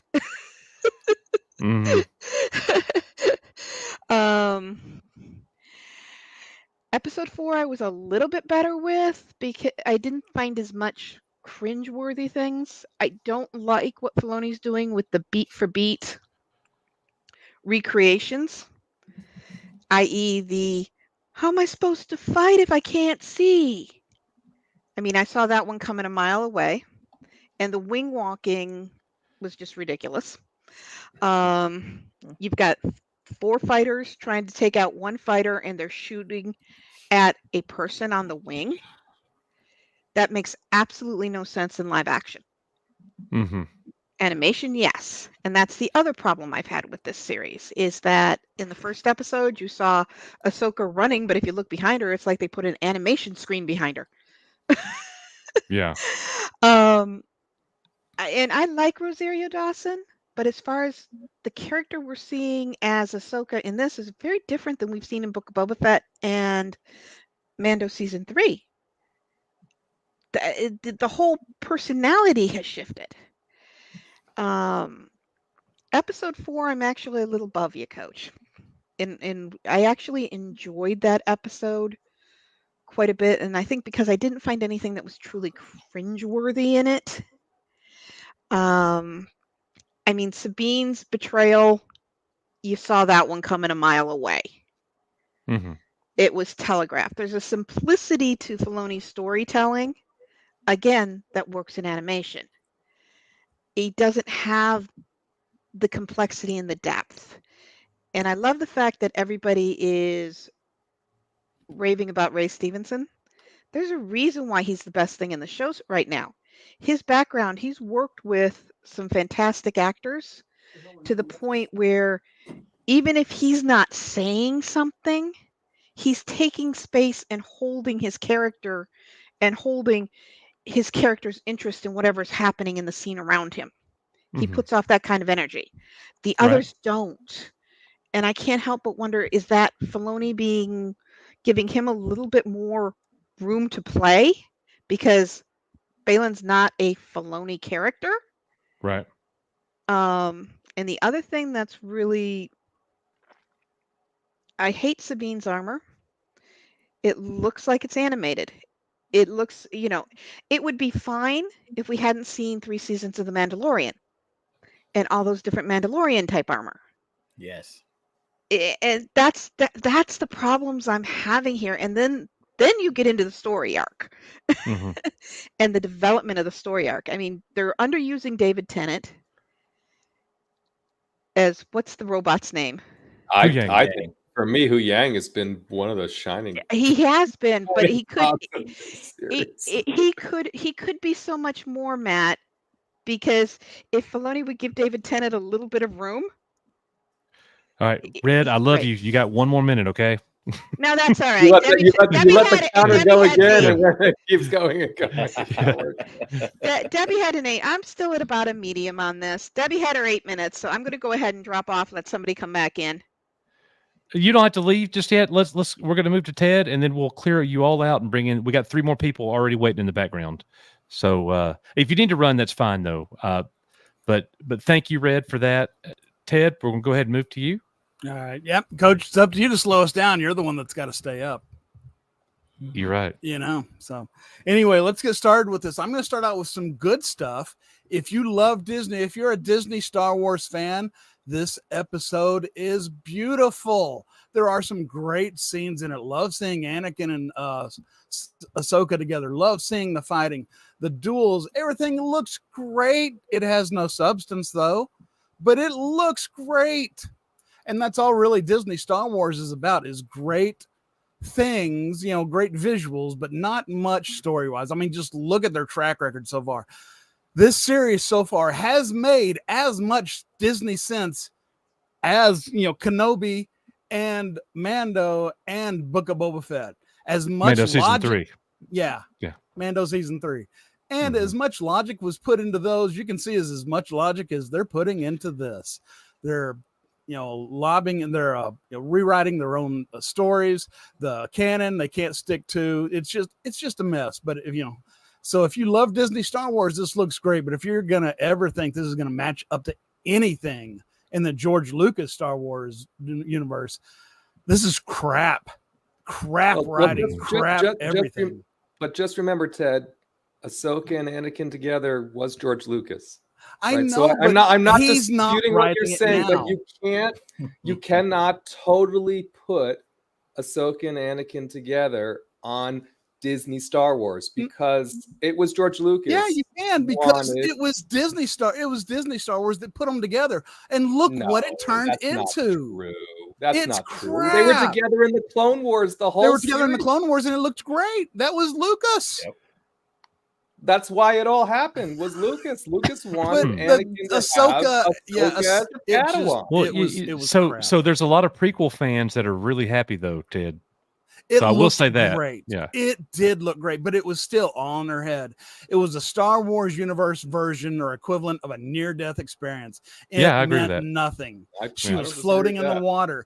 And back in the old EU, there's many stories of Jedi getting in hyperspace launches. They put themselves into a force hibernation and just sleep through it, or if something happens, they get knocked out of their ship. They automatically go into a hibernation. They're in their suit, their space suit, because they're in the X-Wing. Or at least it's happened to Luke a couple times.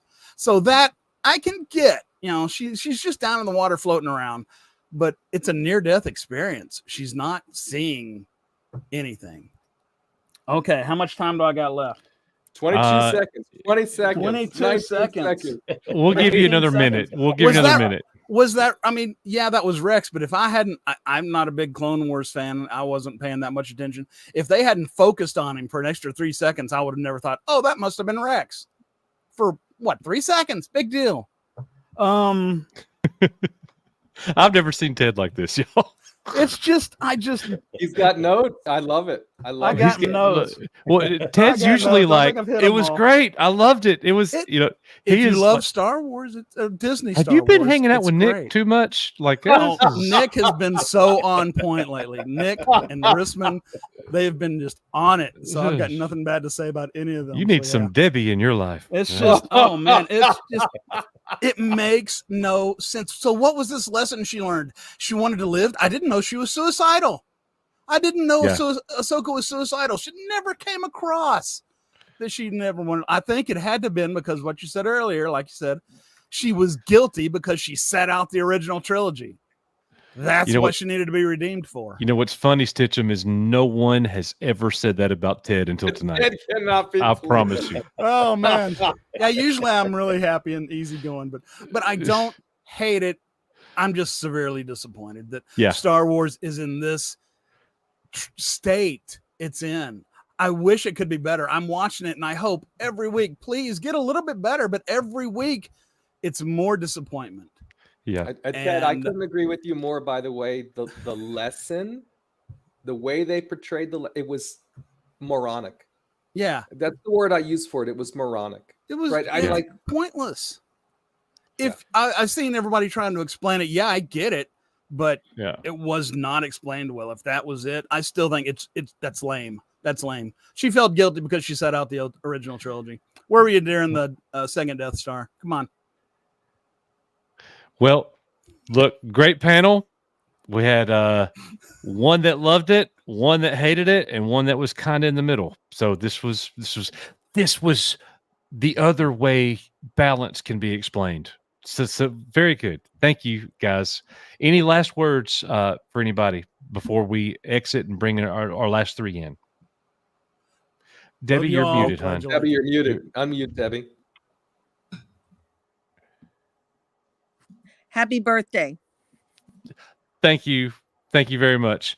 Is it your birthday? I have a present to open down here. Oh, happy birthday. So I will in 4 days. Oh, in 4 Yeah. days? Happy birthday Well, to you. So birthday. Debbie, I'm going to wait till my birthday, if that's Okay. okay. Can I wait? Oh, I'm going to wait till my birthday. That's fine. So, yep.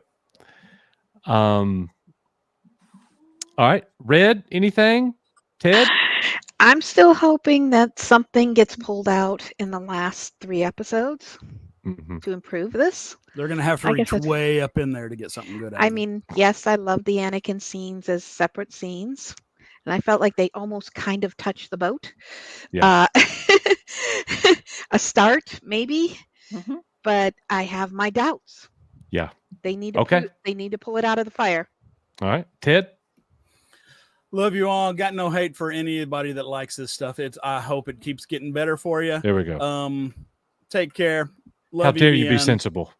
Oh no. We See ya. love all y'all. Yep. See you guys. Bye. Bye. All right. So Hey, Coach, I'm gonna take off, man. all right. Well, so before we bring in our next three, Derek, thank you so much, brother, for being here.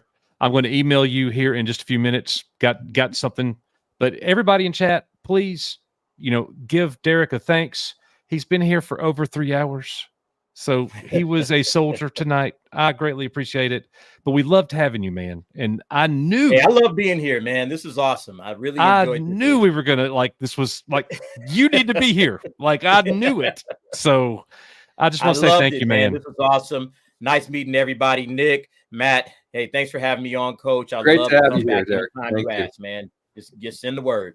You will be back, my friend. We definitely want you back. So the everybody's rolling in chat right now about you. So we appreciate it very Thanks, much, chat. brother. Appreciate you guys. We'll be I'll in be back. touch. You keep doing your thing. We'll be watching. All right. Appreciate it. All Thanks right. a lot. Yeah, man. See you. All right. So let's bring them in. We got Scotty Code Domino, Aurora Uplinks, and the White Cable of Death. Phantomology. What's up? Ooh, I'm on the top row. All right. So what we want to do is, because Ted, that wasn't Ted. That was Darth Ted. Okay? That was Darth Ted. So Paul, we're going to start with you because I know you're going to be totally opposite I from know, Ted. right? So we want to start with you, okay? Ted and Red Tigress, I love you guys, but listening to you guys talk about this, I was kind of had that thought in the back of my mind. Am I on the wrong stream right now? Are we talking about the same show? Is that what you're thinking? But yeah. here's the thing. As someone that overall has absolutely loved this show, I get the complaints. And trust me loving this show is not me just wholesale accepting everything that Disney Star Wars has done. Sure. I'm still anticipating this next episode very cautiously because yes, these 5 last episodes have been absolutely solid, at least by my standards. But I know that they can screw that up in a moment's notice. That being said, I do think, and this is probably a big claim, but I do think that, at least again, by my standards, Ahsoka has been the best thing we've gotten from Disney Star Wars since the end of Mando Season 2. And the episode that we just got with Anakin and Ahsoka and all that, I think that is right up there with Luke returning at the end of Mando. And I do want to real quick talk about that mismatch between Ahsoka's temperament, how we've seen her before in, say, Book of Boba Fett, and here. And yes, me and Coffee did a stream on this last night. He made a video on it. But long story short, I have this theory where I actually think that Ahsoka actually takes place before Book of Boba Fett. And that this encounter that she had with Anakin, call it death, call it being pulled into world between worlds, call it whatever you want. But the point of that was basically Anakin, saying, yeah, stop being grumpy. And she did stop being grumpy. And I think where we're going with this show is that we're going to see at the very end, after we've saved Ezra, after he and Sabine went off to live happily ever after, we're going to see Ahsoka meet up with Luke on that same planet where he was in Book of Boba Fett. And that's where they're going to have their first conversation about Anakin, leading to him training Grogu, and then Mando shows up. Why wasn't she wearing the white when she met Luke then, Paul? Because who here has all the same colors of an outfit? No, I think she was as gray can be when she met Luke. So I'm with you. I would have loved for that to all work out. There's something very weird about the chronology here. Yeah, I think, I get it, the whole why was she wearing white here, but I think it's just clothing. Everyone's got different outfits of different colors. Maybe her gray outfit in that fall got ruined, and so she put the white one on until she get the gray one. The white one fixed. was in the wash? Do you think it was in the wash, Paul? Yes, I do think it was in the wash. She got a little stain on it, so she was like, Hu Yang was in the back washing it. It's possible. It's possible. Exactly. But yeah, overall, though, I am enjoying this, but I do get where those that don't like it are coming from. Sure. Absolutely. Well, it's terrible for you to be so sensible, Paul. So how terrible of you. It is a blessing and a curse. Yeah. In other news, I have been watching Godfather Part 2 earlier for the first time. Oh my goodness. Awesome. And Welcome to America. I think I'm liking Part 1 a little bit more, honestly. I do too. Yep. I do too. Oh, hold on. Brother, thank you. CWestB just said something here in the chat. Those white robes could actually be hospital robes because she was recovering, medically on that ship. Yeah. Okay. They have hospital robes on the ship? You never know. Never know. All right. Well, Paul, thank you for that. Scotty, you are up. Well, first I want to say, right on, Coach. Been a long time. First time I actually get to show my face. Matt, thanks for that stream last Tuesday. We were on there for hours. All right. Yeah. You did not want to be in that room. The way that I feel later in the chat, Coach brought it to my attention. I was like, I don't know how to drop. Yeah, we were there till the very end. The way I'm looking at this is more like a prologue. That's the way it feels to me. It doesn't feel like the actual meat of the story. I feel like I'm watching the prologue before the main event. Just because it's so there's no consistency really in the fine details. And I think a lot of that has to do with because back in the day when they were doing the novels, they had what they would refer to as a Star Wars Bible. And that was the rules that you can and can't do in that universe. And so I feel like they just discarded everything and now they're just filling it in as they go. And I don't feel that that's why there's no cohesiveness. Yeah. That's the way I feel. And Coach, me and you were on complete opposite spectrums.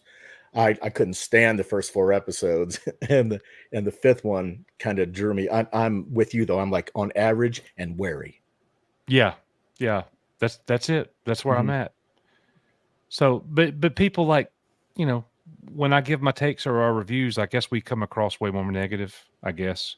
I don't mean to, when we do those initial reactions, but people just think like I'm out to just hate it. And I'm like, bro, I'm enjoying the show. I really am.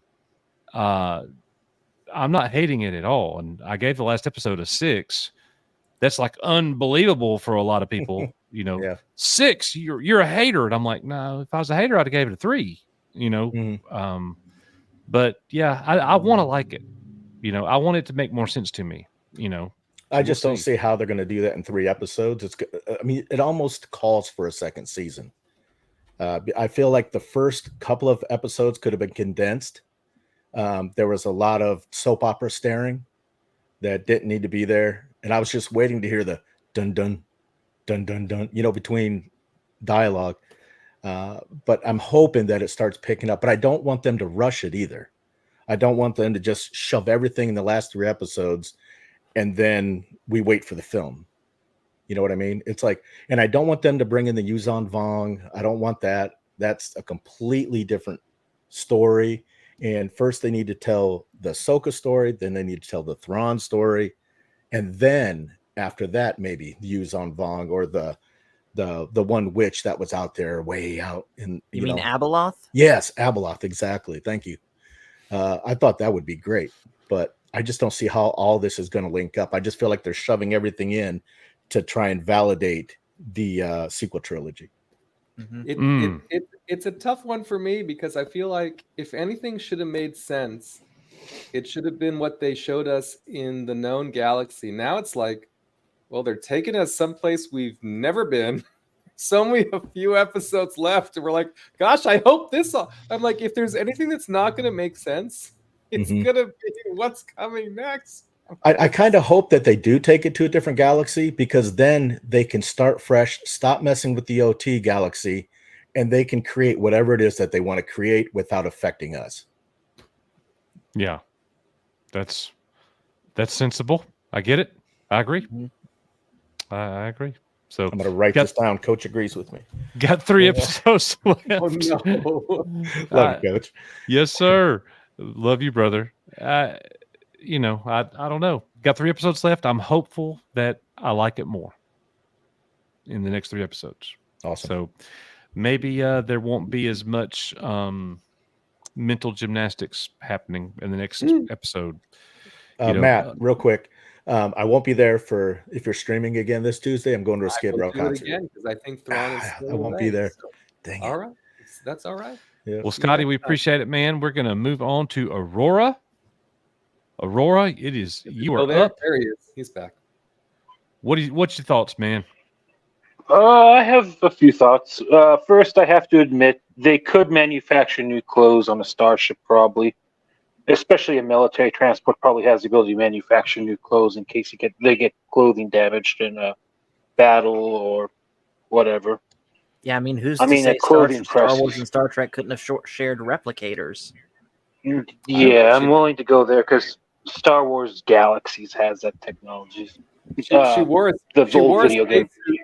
She wore a leftover spacesuit from the Republic, right? So I'm like, do they really have a lot of clothes on that spaceship or not? Surely she has a closet, so I'm with you. I suppose beyond that, I would say the visions. I've thought about it for a while, and I've listened to people's complaints, and I love to rework stories. I've always done it since I was a kid, reading books and stuff, or even watching the old Star Wars movies.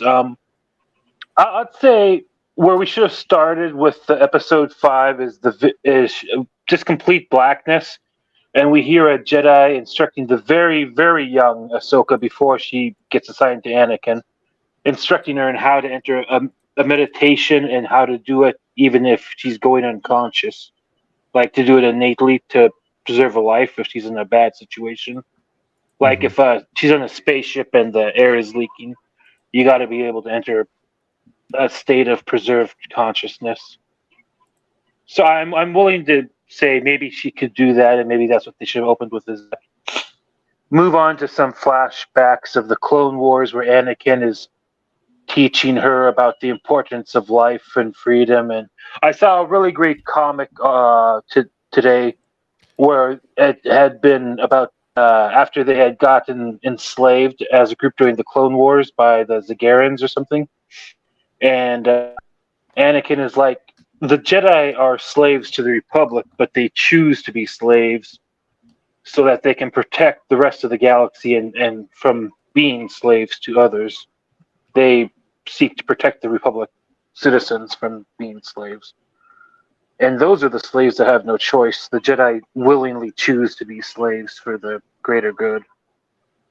And she sees his point of view, and that'd be kind of an interesting point. And just kind of like then maybe show the throne room battle where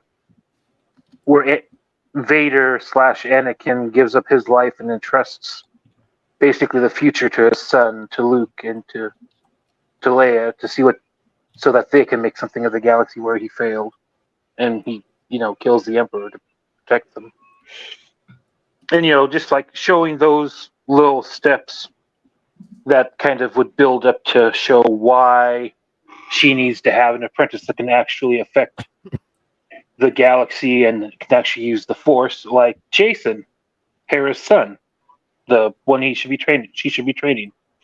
So, and then just because I'd have her enter the world between worlds, maybe just for a moment to talk with Anakin. And Anakin is like, I'll show you one more thing, and then have him show her the past where it shows Darth Vader on the ship with Grand Admiral Thrawn, and show everyone who's watching, as much as show her, a mission where Thrawn basically captures an entire fortified planet by sacrificing a single small cruiser that can completely disrupt their communications grid and their sensor grid, so all the turbo lasers basically can't hit any of the other ships in the fleet. Right. I don't know. Maybe there's a flaw that he could exploit, and he would exploit that flaw. And that explains to everyone why Grand Admiral Thrawn is kind of to be feared, is he'll find that little flaw that is there. And the New Republic is full of flaws, so that seems to be what I think should have been for the visions. But I could be wrong. Beyond that, I would have really liked if we had gotten, instead of Ahsoka, a Balin show. And I would have liked if he was actually a senator in it. He has the same past. He was still a Jedi. Maybe he served the Empire. But he's basically doing the same thing Dooku and Palpatine did. He's purposely turning the Republic senators against each other, working with them, turning them against the military. And he's part of the reason why the New Republic is so ineffective by the time of the prequels. And not just make an entire political series out of it. And have Thrawn coming up in the background, and he and Thrawn are working together using small, precise attacks to further prove the military is ineffective and kind of pointless. Just undermine Akbar every step of the way and get them put in new leadership. Yeah.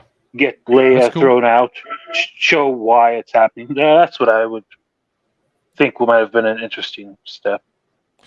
Well, man, you always have good thoughts.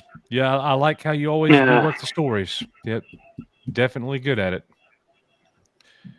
Well, buddy, I appreciate it, Aurora. Any last thoughts from Scotty, Aurora, or Paul? Is there any message you guys would like me to send to Phil?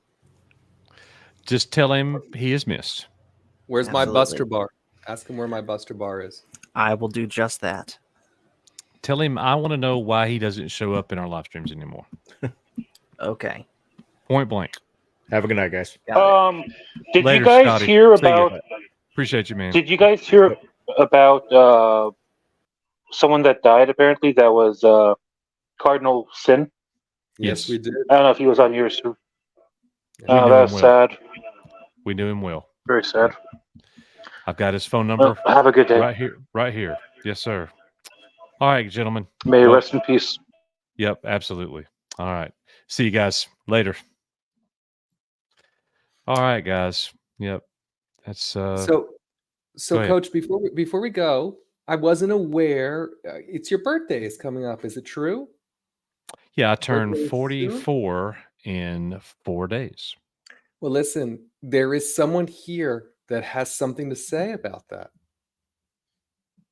Something to say. A very special message. A very special message just for you. Oh You know who my it is? gosh. Yeah, I You know who do. it is?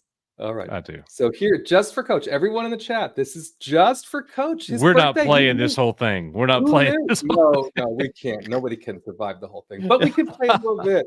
Happy. Here we go. Here we go. Are we ready? Oh. Here we go. The Empire wishes you a happy birthday. And now we will sing.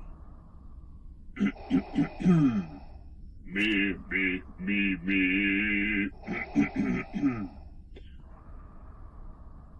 Happy birthday to you. Happy birthday to you. Happy birthday to you. Okay, I can't. That's enough. I can't do any more of that. But I just said, it's your birthday, and I said, let's leave. We're at a somber note there. I said, let's at least bring something silly. Let's at least bring something. You did. silly there. You Yeah. did. Yep. Oh, Thank you gracious. guys. I appreciate that very much. Very nice. So I don't do birthday streams and all that stuff. Like I just, Gosh, if I wish I could be 44 again. to me, it's just not all that, my parents are gone. If my parents were still here, then, birthday would mean more. But, I've got my wife and daughters, and it's like, it's okay. Now I will tell you, the day I turned 40, I walked into the school building and my teacher friends had put this huge banner on my door and it said 40 and fabulous. And when I saw that and they decorated my whole wall and door, Great. I That's just great. busted out crying. Yeah. And I was like, what is happening to me? Dude, I got black balloons and over the hill at 4. I wish I had your friends. I had black balloons and over the hill and RIP and all this stuff. It's like, what? It's just 40. Goodness sakes. Yeah. Yeah, but 44 and 4 days, and we're hey, time never stops. It just keeps on going. So I hope I'm here with you guys on Saturday nights when I'm 54. Yes, so and gonna happen. 64. When we watch Star Wars, we'll do it. We'll do Back when Ahsoka was out, we didn't know how good we had it. it. Exactly. Guys, thank y'all so much. We appreciate it very much. And thank you, Culture War News. We're sick. So, I guess. Sick means sick. That's a compliment, though, these days. Sick yeah, that's right. Sick means it's like dope. That's sick. Yeah, that's yeah. Well, thank you. Thank you. Well, anyways, guys, we love you very much. Thank you for being here. And we're honored that you spend this time with us. And we will see you next weekend. Ahsoka review coming Tuesday night late. Star Wars videos throughout the week. Remember Chill Stream tomorrow night with Nick. And on Tuesday night, it'll either be me or Thrawn. I don't know if Thrawn's back or not, but one of us will put it in the Discord again. Yep. All members can watch Ahsoka when it drops in our Discord. And everybody go join our Patreon if you haven't. Go join our Patreon. You get to see the full episodes with us on everything. And oh no, it's gonna help Nick get his computer. That people have been very generous, so we're gonna do that. What is it? Somebody snuck in a super chat. I'm afraid to highlight it. Highlight it. Oh, I see two. Lou Capadonna. Wait, that's Ahsoka? I still have not been talked into watching this. Happy birthday, Coach. Thank you, Lou. Great to see you, man. Oh, there's a vendor one too. Put that baby to bed, and appreciate it. Go watch the show. Let us know what you think, especially the last episode. And Venger, as Zeb is shown to be part of Carson's squadron, Carson Teva, I'd have thought he'd be there in an X-Wing group to help Hera as they were close in Rebels. I'm going to tell you, I saw Star Wars Meg say, like, with authority, Zeb will not be shown in this series. How does she know that? I don't know, but it makes me sad because Carson did. When the 3 ships showed up and he was like, "Why are you here?" and he's like, "I'm Carson Teva of Adelphi Squadron." She's like, "Well, you're a long way from home," which was that weird base that we saw before. Mm-hmm. And I'm like, did they really cheap out? Did we only have enough money to show Zeb for just a second in Mando 3? It makes me sad too, but I don't know what her sources are, but I've also heard no Zeb no Callus either. You know me, I mean Callus always, but neither one of them is going to be seen in this series. It makes me sad. Yeah. So when I see, totally off topic here, but I got to address this one. Cunning Mantis, you announced Cardinal Sin dying and sing happy birthday. We announced Cardinal Sin's death at the beginning of the show. So we didn't, that was an announcement. Yeah, That the two was- things were not connected at all. Yeah. So go get out of here with that ignorance. I guarantee you I knew Cardinal Sin better than you, whoever you are. So, all right. Love you guys. Thank y'all very much. We are You Are Echo Base Network. And we'll see y'all next one. Coach and Nick from Echo Base Network. Thank you so much for being here with us tonight at Echo Base TV, where community happens.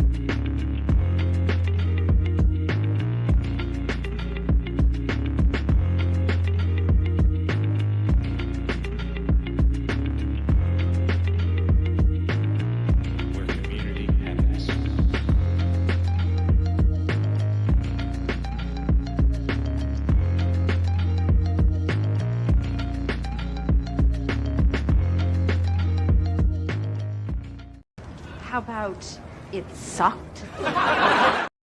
Boom, canceled.